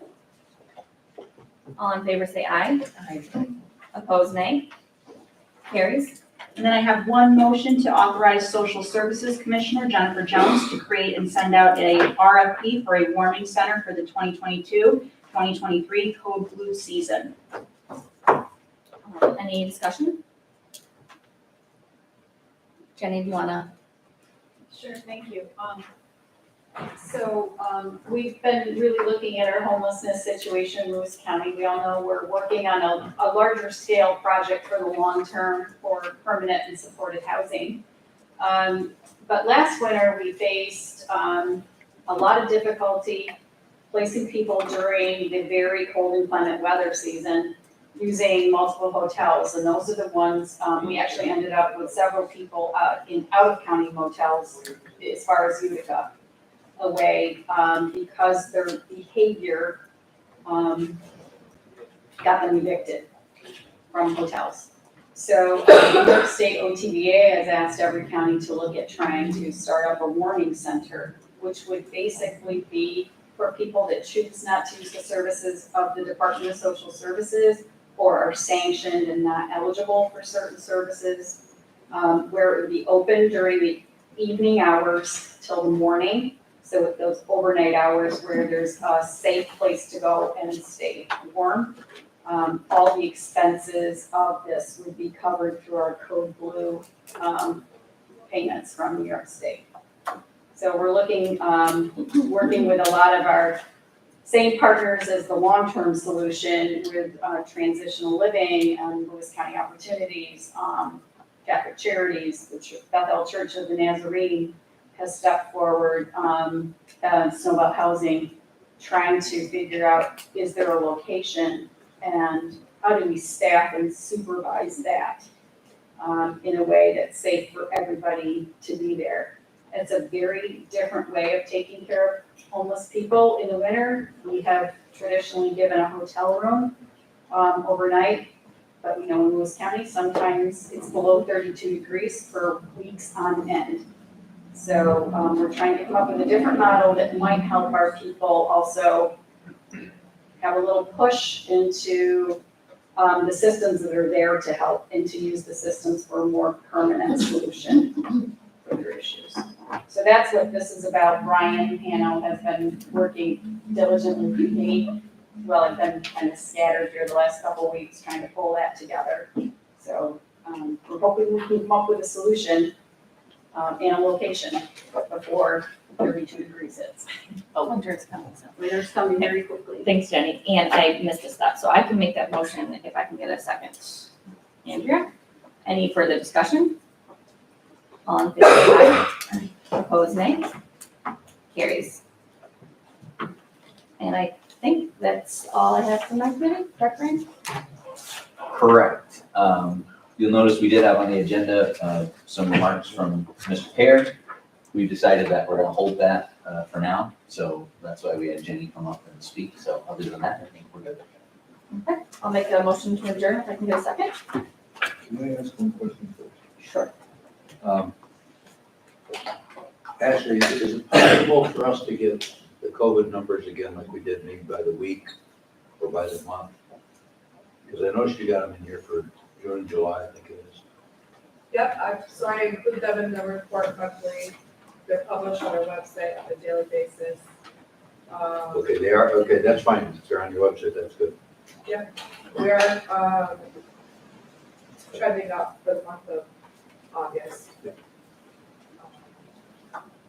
Hospitalizations are remaining stable with the number of cases. Okay, good, thank you. Anything else? Okay, motion to adjourn. Yes, second. Yes, thank you.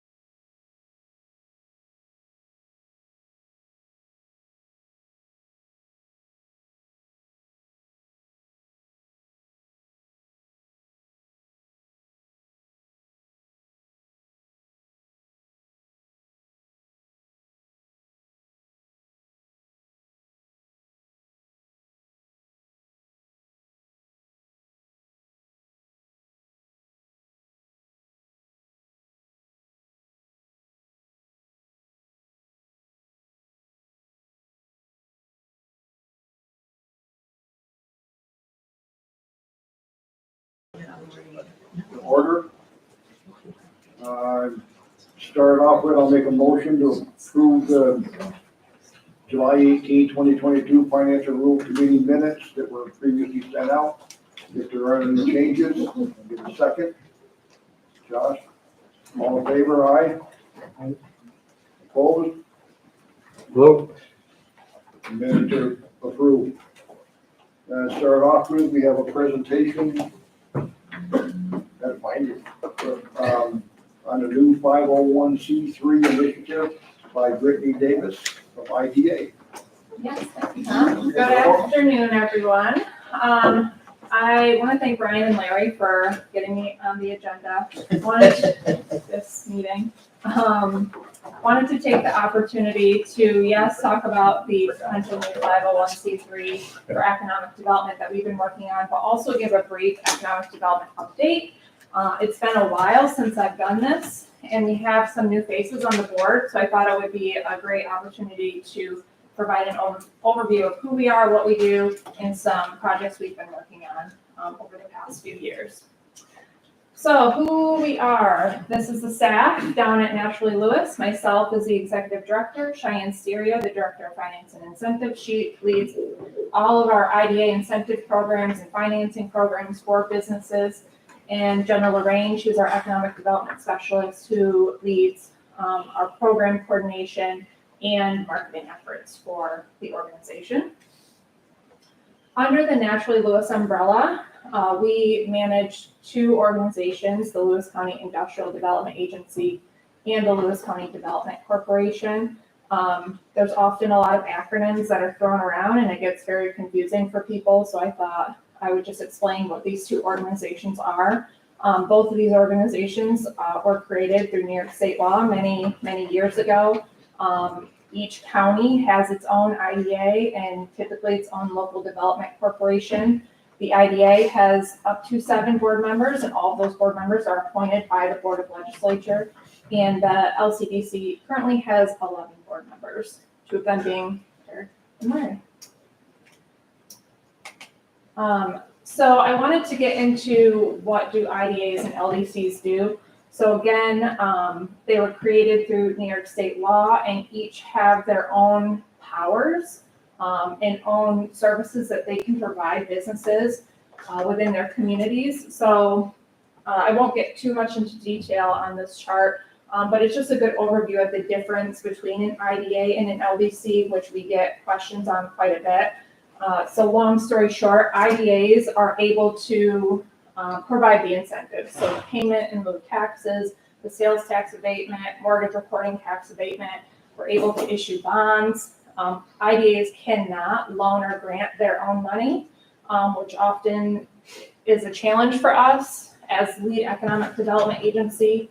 On the flip side, the local development corporation, so the Lewis County Development Corporation, while they can't provide the local incentives, they can loan and grant their own money, and they can issue bonds for nonprofit projects throughout the community.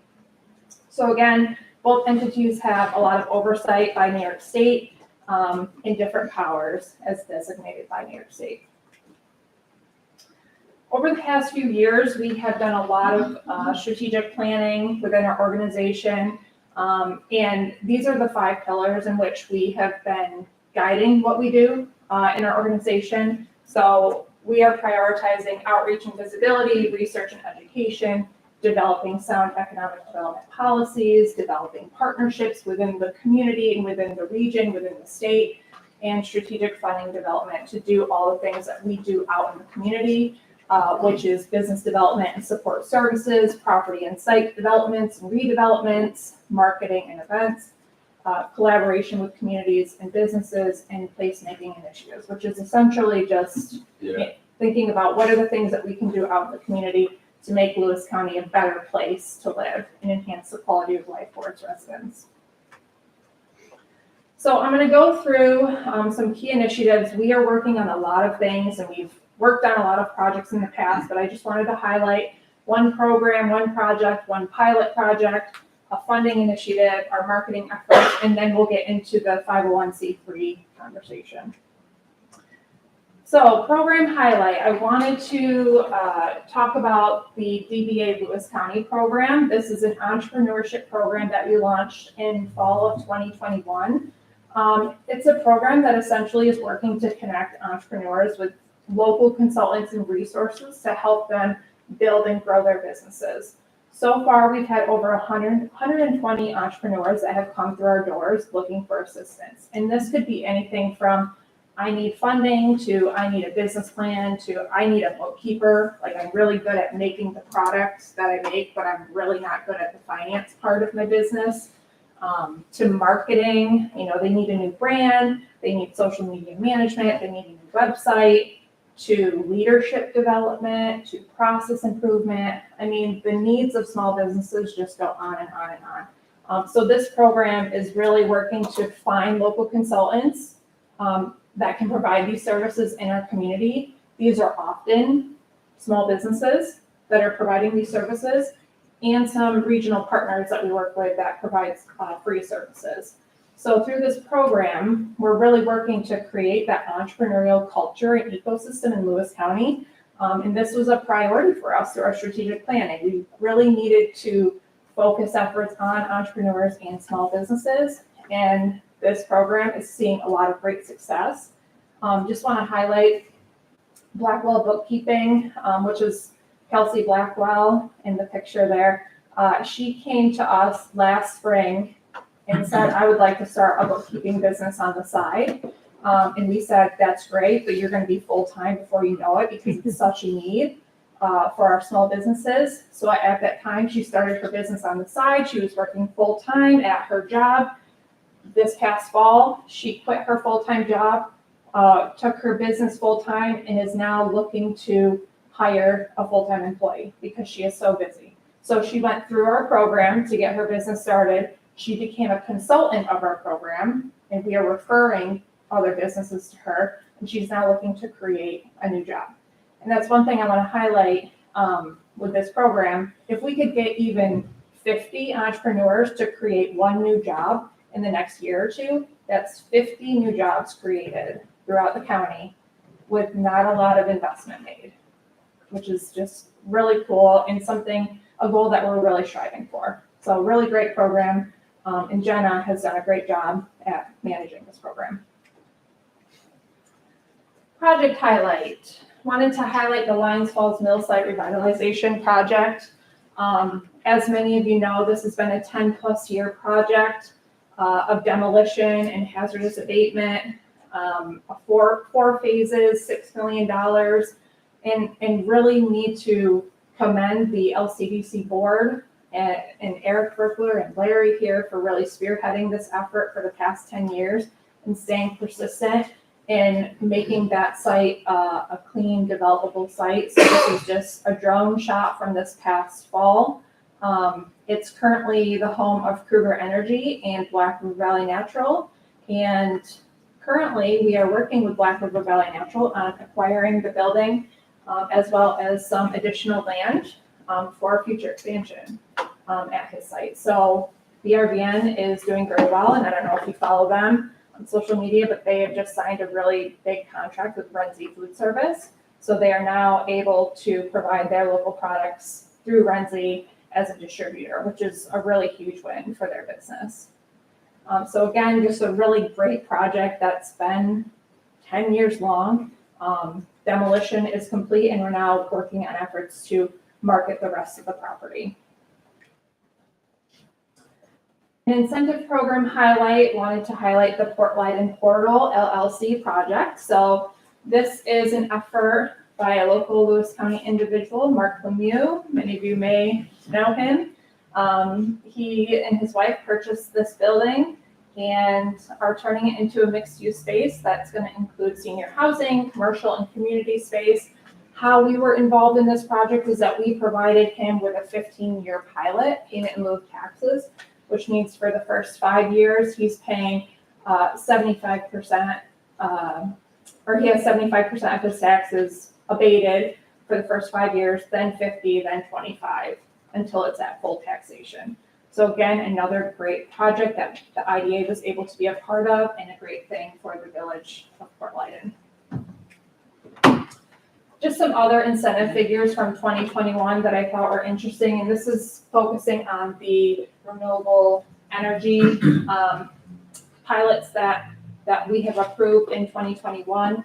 So last year, 7 approved solar projects, 1 approved wind project, being the number 3 wind project, over 130 megawatts of new energy in Lewis County, which is totaling in over $251 million in project investment here in Lewis County, which in turn is over $5 million in community investment from pilot proceeds in 2021. So some pretty big numbers. Obviously, renewable energy projects are really impacting our small communities in a good way. And we do have a few more projects in the pipeline. They've slowed down a little bit, but we are seeing new applications come through the pipeline. A funding initiative that we've been working on, the Community Economic Development Fund. So this is a new grant fund that is going to be housed at the Lewis County Development Corporation. And these funds were created through a host community agreement with Number 3 Wind and the LCDC. So essentially, long story short, Number 3 Wind, through this separate agreement that's separate from the pilot, is providing $150,000 per year for 25 years into this grant fund that's going to be able to be used countywide. So I have to really commend the IDA and LCDC board members back in 2017, 2018, who really pushed for this. They really said, you know, let's try to use this renewable energy money in a different way and create some sort of grant fund with these funds. So with that $150,000 per year, there's going to be a separate committee, a Community Economic Development Fund committee that's going to oversee the grant fund on an annual basis and vet applications. But we have come up with 3 kind of buckets of funding. One being small things, big impact funds. So these are really small grants. So thinking about like a signage grant program throughout the county, technology implementation for small businesses, you know, things like that. Building business fund, which is for kind of larger business projects, and then a community connections fund, which will be available to nonprofits and other community organizations and schools. So again, a really, really great thing for the community, and just using the dollars that are coming in from renewable energy in a different and unique way. And really, I think cutting edge. I think we're the first county to ever do something like this, which is great. And lastly, I want to highlight the marketing initiative that we have taken on for the past 6 years, marketing Lewis County as the natural choice through Naturally Lewis. If some of you can remember, back in 2015, the county funded the original branding effort. So you guys hired the Cage Group out of Utica to essentially create a brand for Lewis County. And from that process, Naturally Lewis was created. And that's when I was hired back in 2016 to help launch that brand. And it really has turned into so much more than just a brand. It has become a community identity, and businesses are affiliating with Naturally Lewis, and they see us as part of their business, which I think is really great. So just some highlights from our marketing efforts. Just in the past year, we've been featured in over 30 publications, over 4,000 total followers from all of our social media platforms, and over 900 e-newsletter subscribers. Want to talk a little bit about marketing partnerships. So as many of you know, we are in the same office as the Chamber of Commerce, and they oversee the Adirondack Tug Hill tourism brand. So the Chamber is currently the tourism promotion agency for the county. And this is a huge partnership for economic development to partner with tourism. I was at a conference a couple of months ago and heard a phrase, today's tourist is tomorrow's talent. So economic development has to partner with tourism to bring people back to the area. So how many of you know of people that come here because of snowmobiling or ATVing and they end up moving here? I think we can all name a few. And we're actually talking to a few entrepreneurs that came here because of snowmobiling, they now moved here and are starting a business here. So like that's the pipeline that we need to continue to work on. We have thousands of people coming to Lewis County. We need to hook them and convince them to move here and work here, live here, and start their business here. So this is a really great partnership for us. Second, we partner regionally with Jefferson and St. Lawrence County and the Development Authority of the North Country through the Drum Country New York brand. Drum Country, I think, was created probably 10 years ago as a marketing effort and a brand for the region. Fort Drum is like the one big asset that connects the three counties together. So they saw the gap and the need to market the region as a whole. So through this brand, we partner, we put in funding on an annual basis to work with a marketing consultant to really market the region. And one thing that I have learned more and more is that as much as we love Lewis County and we need to think within our county lines, a military family or a tourist might not realize that we're Lewis County. They don't realize where Jefferson County is. They don't realize where St. Lawrence County is. They know where the Tug Hill is. They know where Watertown is. They know where the Thousand Islands are. They know where Lake Ontario is, the Adirondacks.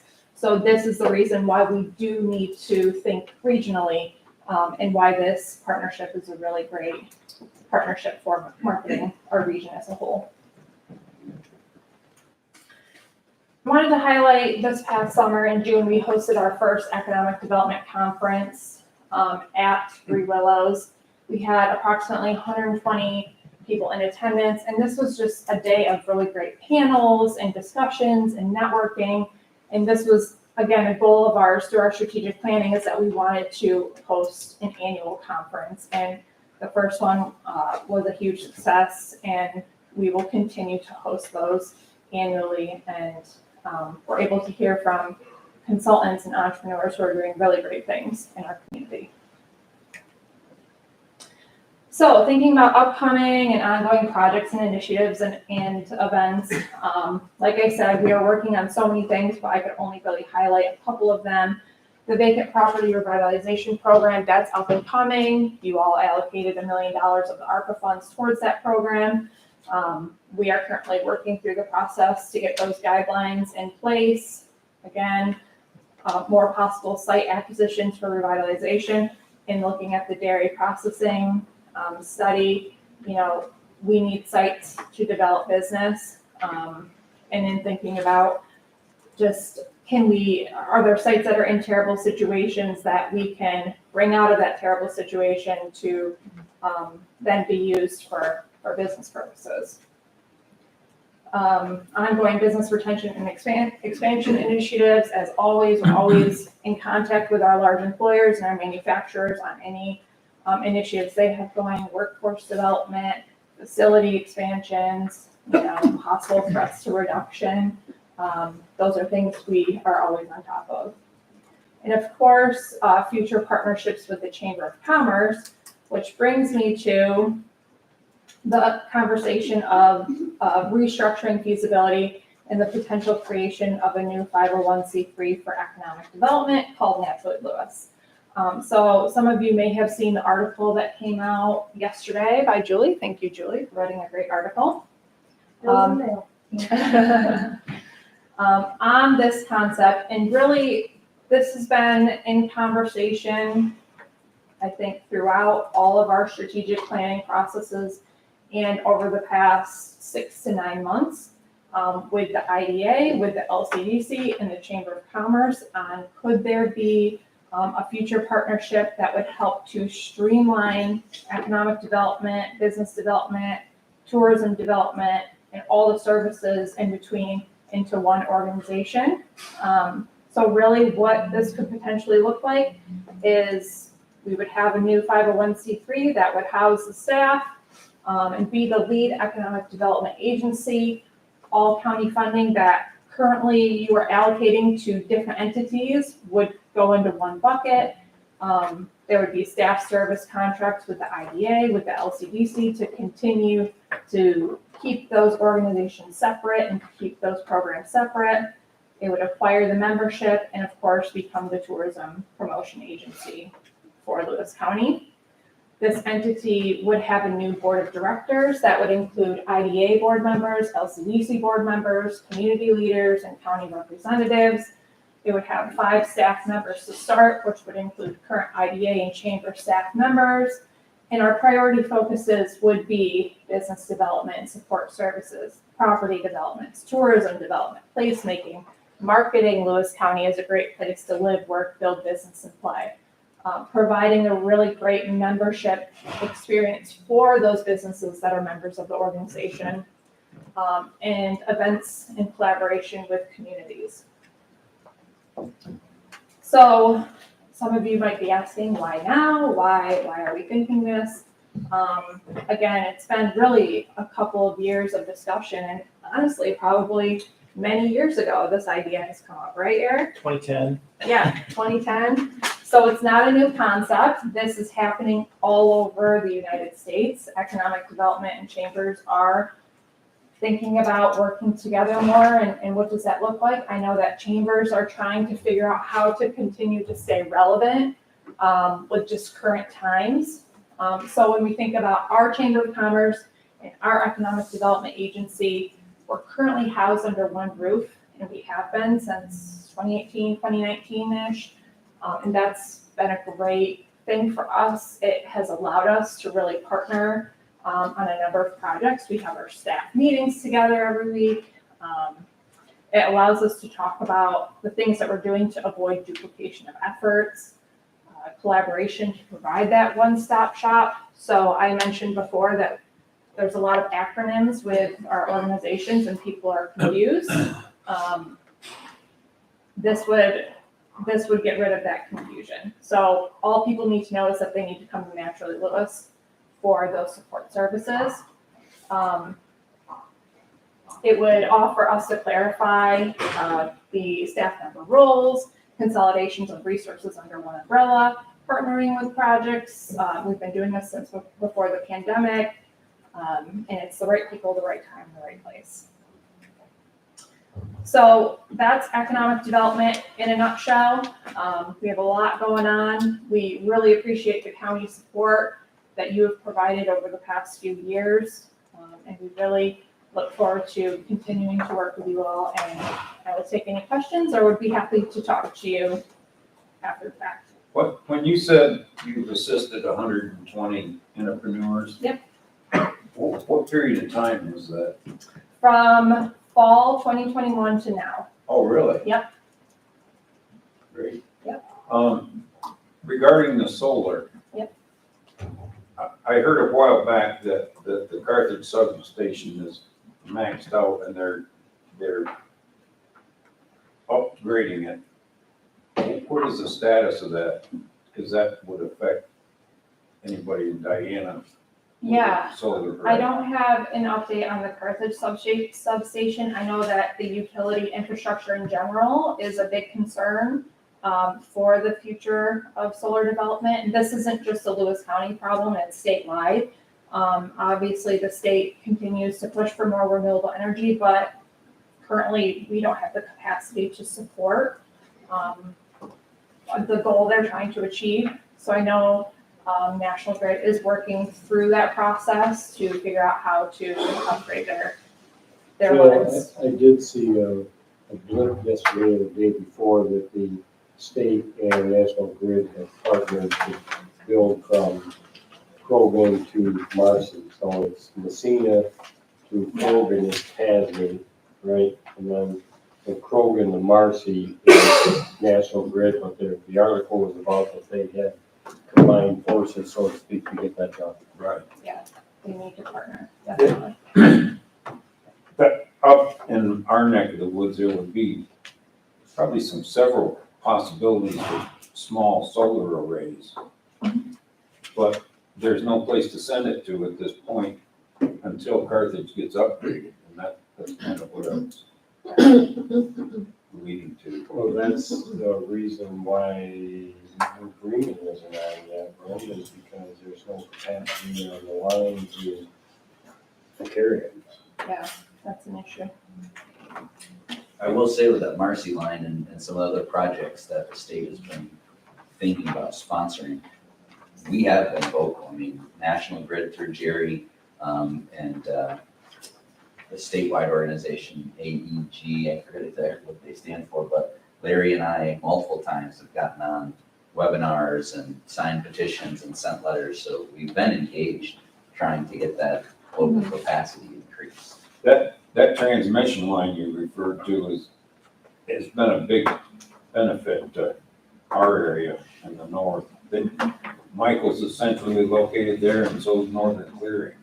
So there's been a lot of people that have been affected by that, as well as various truckers. The trucks are constantly, because of so much stone required. And it's really helped our area for about a year and a half now, and it will for another good while too.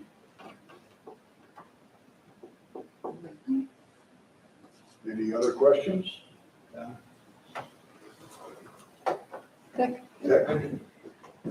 the renewable energy, there's another big item out there we haven't mentioned, and that's the definition of renewable energy with respect to wood and wood chips. Are you working on that at all with the other two counties? There's a lot of talk about it. Yes.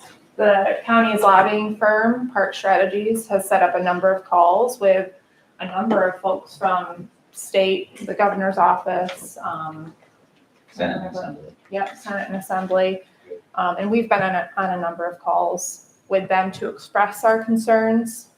Not sure what's going to happen from that, but at Are you least, making any progress? we are getting in front of them, which is great. We had quite a good call, I think, with the Senate Energy staff. They seemed receptive to our concerns. The Assembly Energy staff, completely climate focused, not at all engaged in what we were trying to say. We had a good call yesterday with the governor's office, looking for them to step in and maybe carve out an exception. But I think my diagnosis of the situation is that the state will not probably take action at this point. So our pitch was, okay, you know, this is a specific example where a state policy decision is costing local jobs. You know, we're asking the governor's office to keep us on the radar for other things. I mean, maybe, you know, if they don't want there to be a forestry industry in upstate New York, then they need to help us with the DRI. They need to help us with other projects here in Lewis County. So, but yeah, we've been engaged, Dick. But I just, my personal take is that it's to no avail probably. That would be devastating to the loggers. Oh, yeah. Correct, yeah. Logging and trucking would be. It would be a bad thing. So the state's saying that, you know, we're not closing, the state's saying we're not closing your biomass facility. They're just no longer subsidizing it, which is the same thing as saying it's gonna close, so. The unfortunate thing is that it is green energy and it does address climate change, but the time frame is different than the Assembly people are on the path of. In other words, I don't agree completely with the fact that old half-dead trees store more carbon than new growing trees, but that's what they base it on. And even then, it's carbon neutral in 50 years, but the Assembly is fixated on a 5-year plan, so to speak, rather than they don't want to wait 50 years. So that's the reason why they won't support wood chips. And those people you're referring to are probably centrally located in New York City and don't have a clue. You think? No, I know. Okay, anything else? If not, thank you very much, Brittany. Thank you, appreciate it. Very good, interesting presentation. She did go a bit longer than Ryan, I might Well, I say. was just taking Sorry. advantage of the time, so the seconds, there is a time for you. You had too many questions during this one. I gotta stop making my presentations during Tom's committee. we have a presentation on excess sales tax, which will take excess of time. Ryan, the Shady County Manager. Thank you, Mr. Chairman. Let's jump right into it. You'll hear me give this speech every year at budget, so I'll kind of give you the cliff notes, but we have done a wonderful job in Lewis County long before I was engaged here at the county in being conservative with the way we budget sales tax. You'll see the blue lines are what was collected and the green lines are what was budgeted. And every year, we've done a nice job making sure that we're not riding the razor's edge every single year. So last year, you'll notice, and here's your historical in a way that's a little bit easier to see, and you can see the numbers. But on average, since 2008, we've averaged about $1.2 million above budget. I think that's great. I think if we can come that close every year, where we're giving ourselves a little margin, that's perfect. In the last 10 years, that equates to about $15 million we've collected above budget. But the last 2 years, that's where things, quite frankly, we've missed the mark in a good way, where sales tax has far outpaced budget. $4.78 million the last 2 years.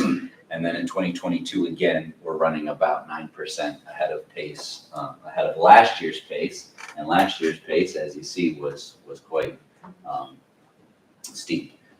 So that's kind of the historical picture. The 2022 year to date is right up to date. It is the most recent data that we had as of this morning.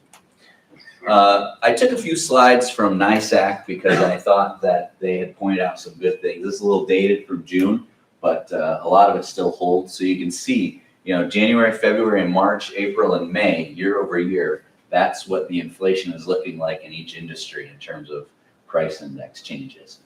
And obviously that doesn't include the summer, but even winter into spring was quite strong with sales.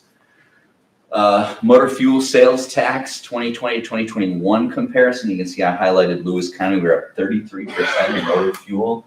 That was last year. And then again, this is just first quarter because this is when I went to NISAC conference in June.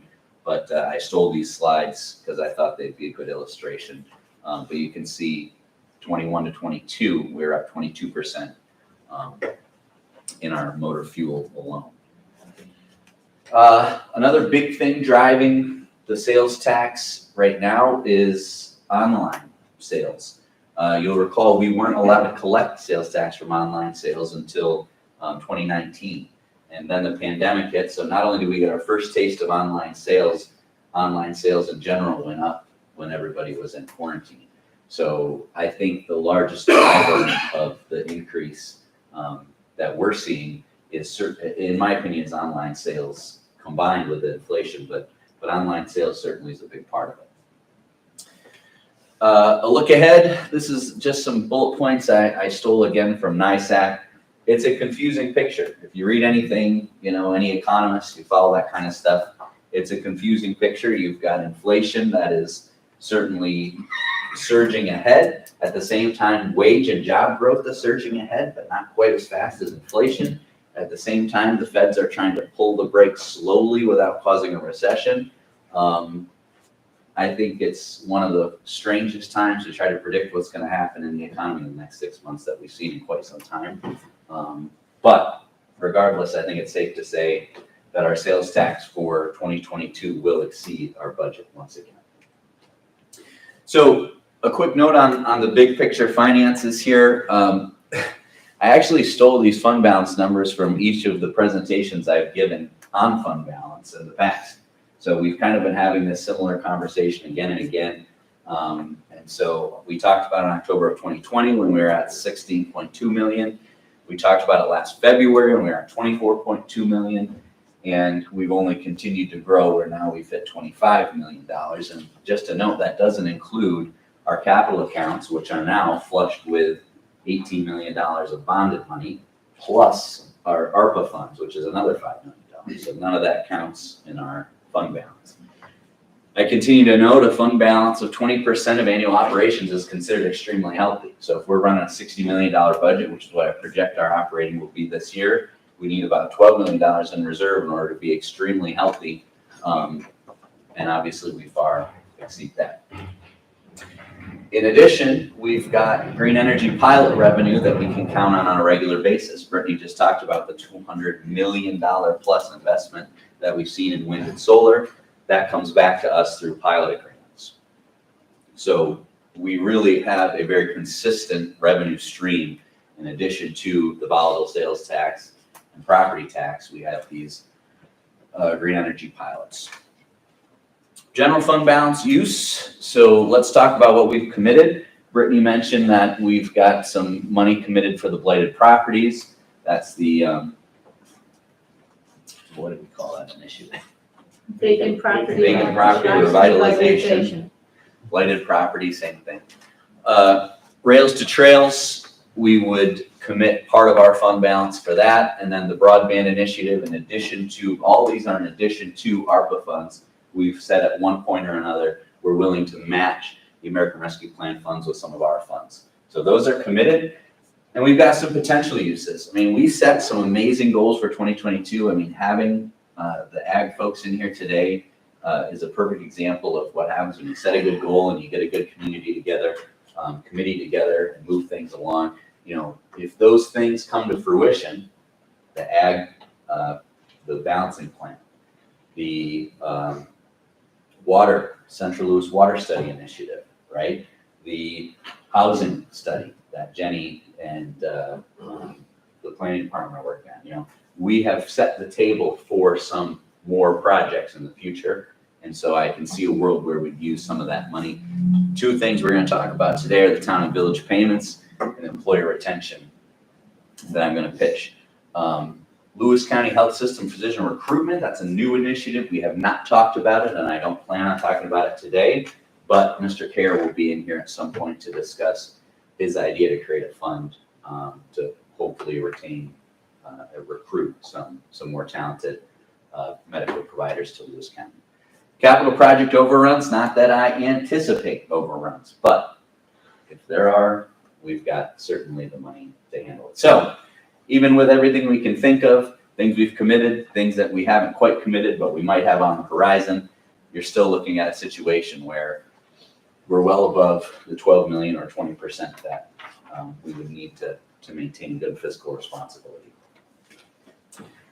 So let's talk about the two initiatives today. I meant to hand these out ahead of time. Ryan, can I put in a comment that just came to me?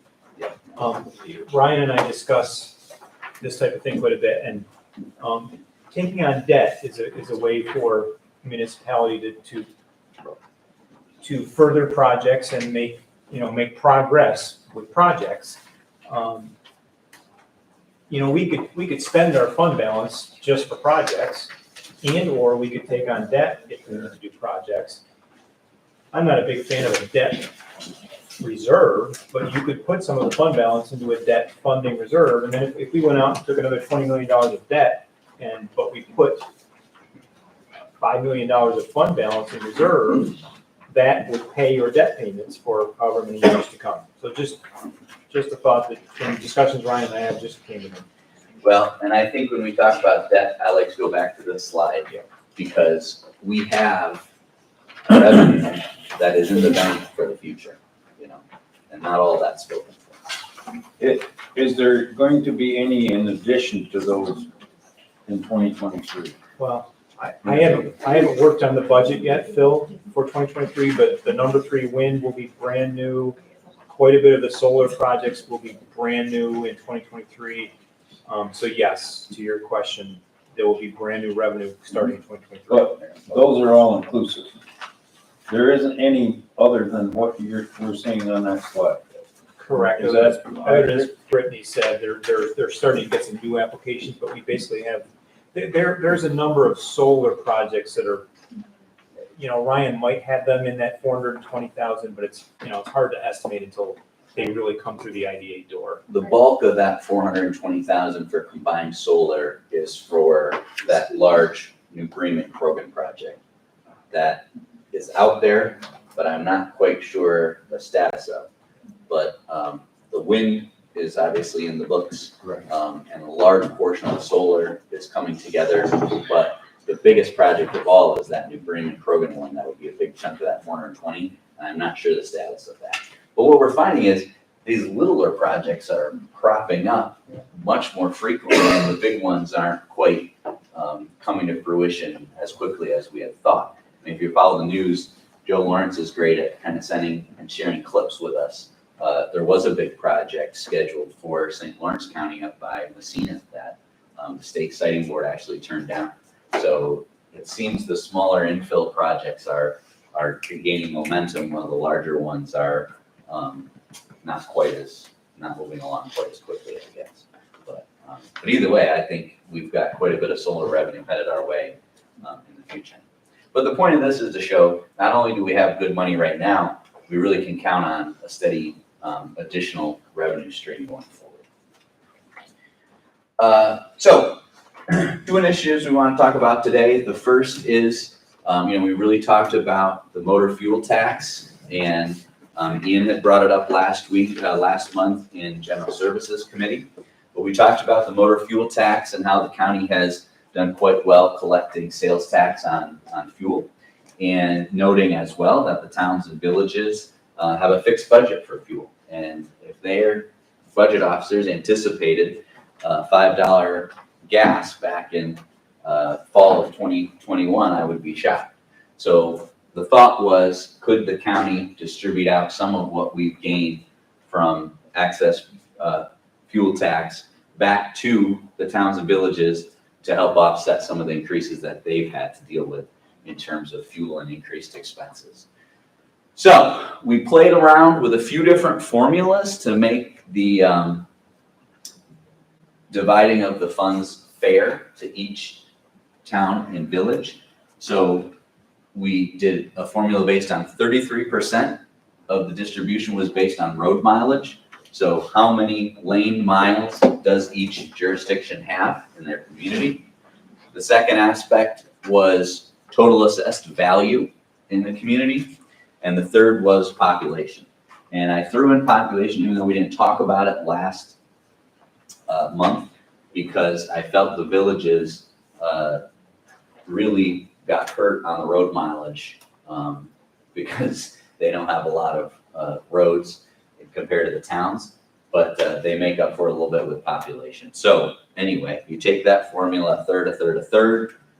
This is what it looks like, and that's what's on your handout on the far right column. Your handout has all 3 categories there, but the far right column is what I reorganized in terms of most to least and put it on the board for this presentation. So I'll give everybody a chance to look at it. It's still not quite as fair a distribution as I was hoping for, but that's why these things are complicated. That's why St. Lawrence County and their towns and villages and cities have been arguing for months about how to distribute sales tax, because it all depends on how you measure it, right? It all depends on how you measure it. So when you look at this, I totally agree with what you're saying, not to use road miles exclusively. When you look at the village of Durham getting $28, Yeah. But when you put it together and make it 1947, that's considerably better for them. Yeah, and the population figure helped the villages bump up even a little bit more.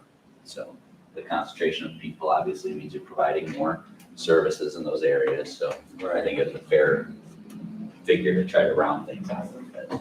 But still, you've got, significantly some getting significantly more than others. So, but anyway, this is kind of what we ended up with. So before we move on to the second initiative, you do have the docket in the packet to kind of move this sales tax forward, I believe. But discussion thoughts, I guess we can discuss it when we get to the docket, but if there's things that you want us to change in terms of the formula or questions about how we came up with it. I just had a question, Ryan. The population, is that last of villages, just so they're not being counted twice?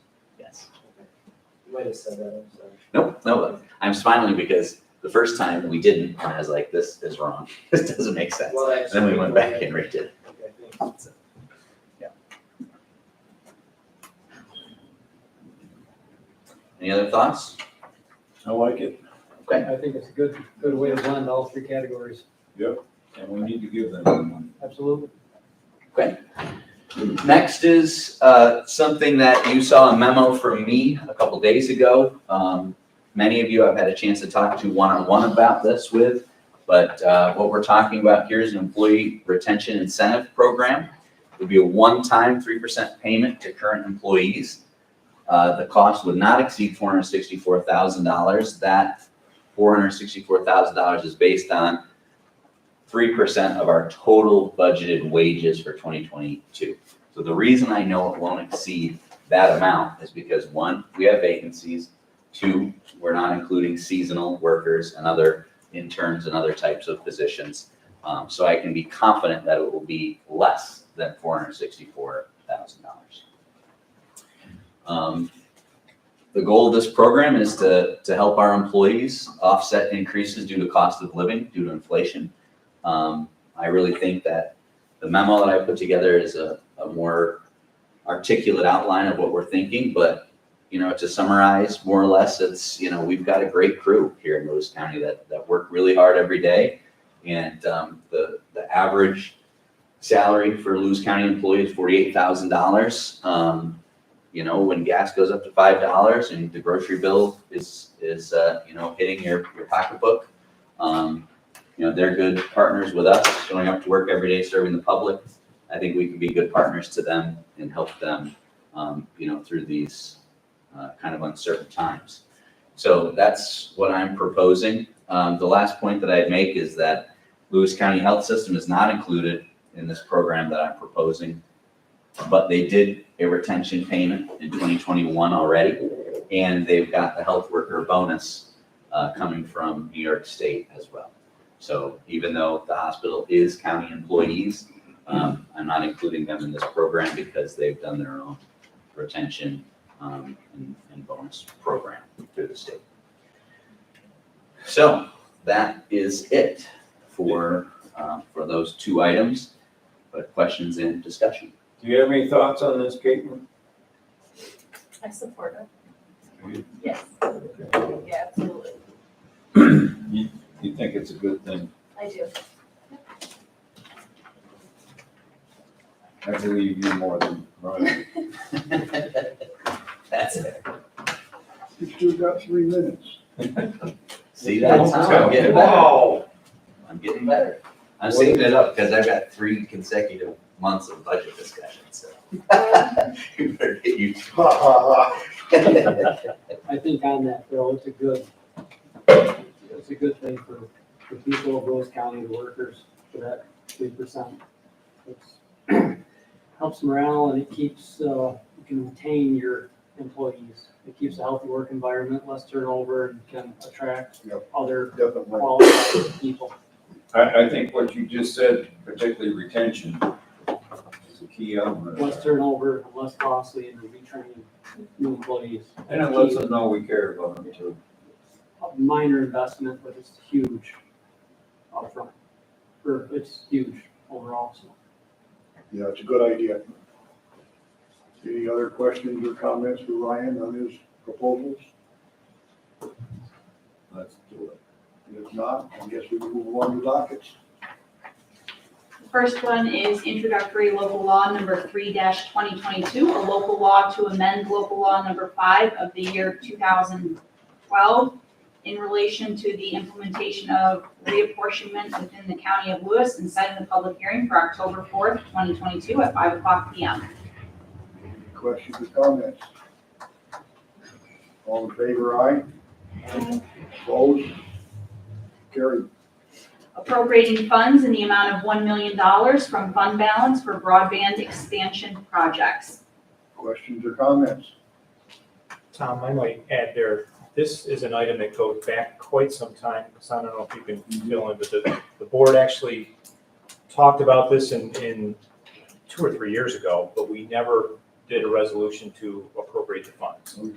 We've got Cassie, it's got the Spectrum project is moving forward quickly, the MBRC project, so we need those funds available for those programs that you are aware of and have been approved.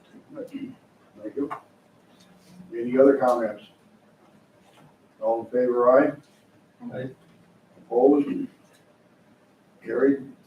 Appropriating funds in the amount of $200,000 from fund balance to replenish general contingency and special contingency accounts for the remainder of 2022. Questions or comments? That's something we spoke about a few weeks ago. All in favor, aye? Opposed? Carried. For appropriating funds in the amount of $500,000 from fund balance for a one-time financial assistance payment to ease the burden of inflation on employees. Questions or comments? All in favor, aye? Opposed? Carried. Appropriating funds in the amount of $500,000 from fund balance to provide financial assistance to Lewis County towns and villages due to the increased fuel costs experienced in 2022. We just went over that. Any questions or comments? Amen. All in favor, aye? Opposed? Carried. Authorizing renewal agreement between Lewis County Treasurer's Department and Systems East to provide software support, maintenance services, web and cloud-based hosting services for the Treasurer's data processing, plan and tax collection system at a cost not to exceed $8,508 for the period of January 1st, 2023 through December 31st, 2023. Questions or comments? All in favor, aye? Opposed? Carried. Transferring remaining funds and closing capital DSS building and highway building reserve accounts. Questions or comments? All in favor, aye? Opposed? Carried. Transferring remaining funds and closing capital E911 project account. Questions or comments? All in favor, aye? Opposed? Carried. Authorizing amendment to the fiber optic network service agreement between Development Authority of the North Country and Lewis County to install and service a new fiber optic connectivity circuit and monthly maintenance services at the property where DMV and Board of Elections will be housed at a cost of $9,000 with a monthly maintenance charge of $200 per month for a 5-year period. This was the late resolution that we got. Any questions or comments? All in favor, aye? Opposed? Carried. And then I have one motion to authorize the county to continue to pay the renewal cost of $3,800 for the tax collection system on behalf of each participating town and village. I'll make that a motion. I'll get a second. Josh? Questions or comments? This is our tax collection system for the twice-a-year payments. And I think, I don't know, Brian, if I don't hit this properly, but I think this is new. We agreed a few years ago when we implemented the twice-a-year payments that we would cover this cost for 2 years. For 2 years, we've covered it for 3, and I think the recommendation is that we now pass that charge on to the towns. No, the county's gonna pay for it. It's incorrect in your packet. It was an error. Sorry? County's gonna pay for it, that's what. Yep. And we're gonna get that. Yep, you got it. I do want to add that the town of Diana is also joining the system this year. So now there's only 2 towns that don't, that are not on the. Right. Okay. Any other questions? Don't go there. All in favor, aye? Opposed? Carried. Anything else for the Finance and Rules Committee? If not, I'll make a motion that we adjourn in a second. John, are we gonna have an executive session today? Or,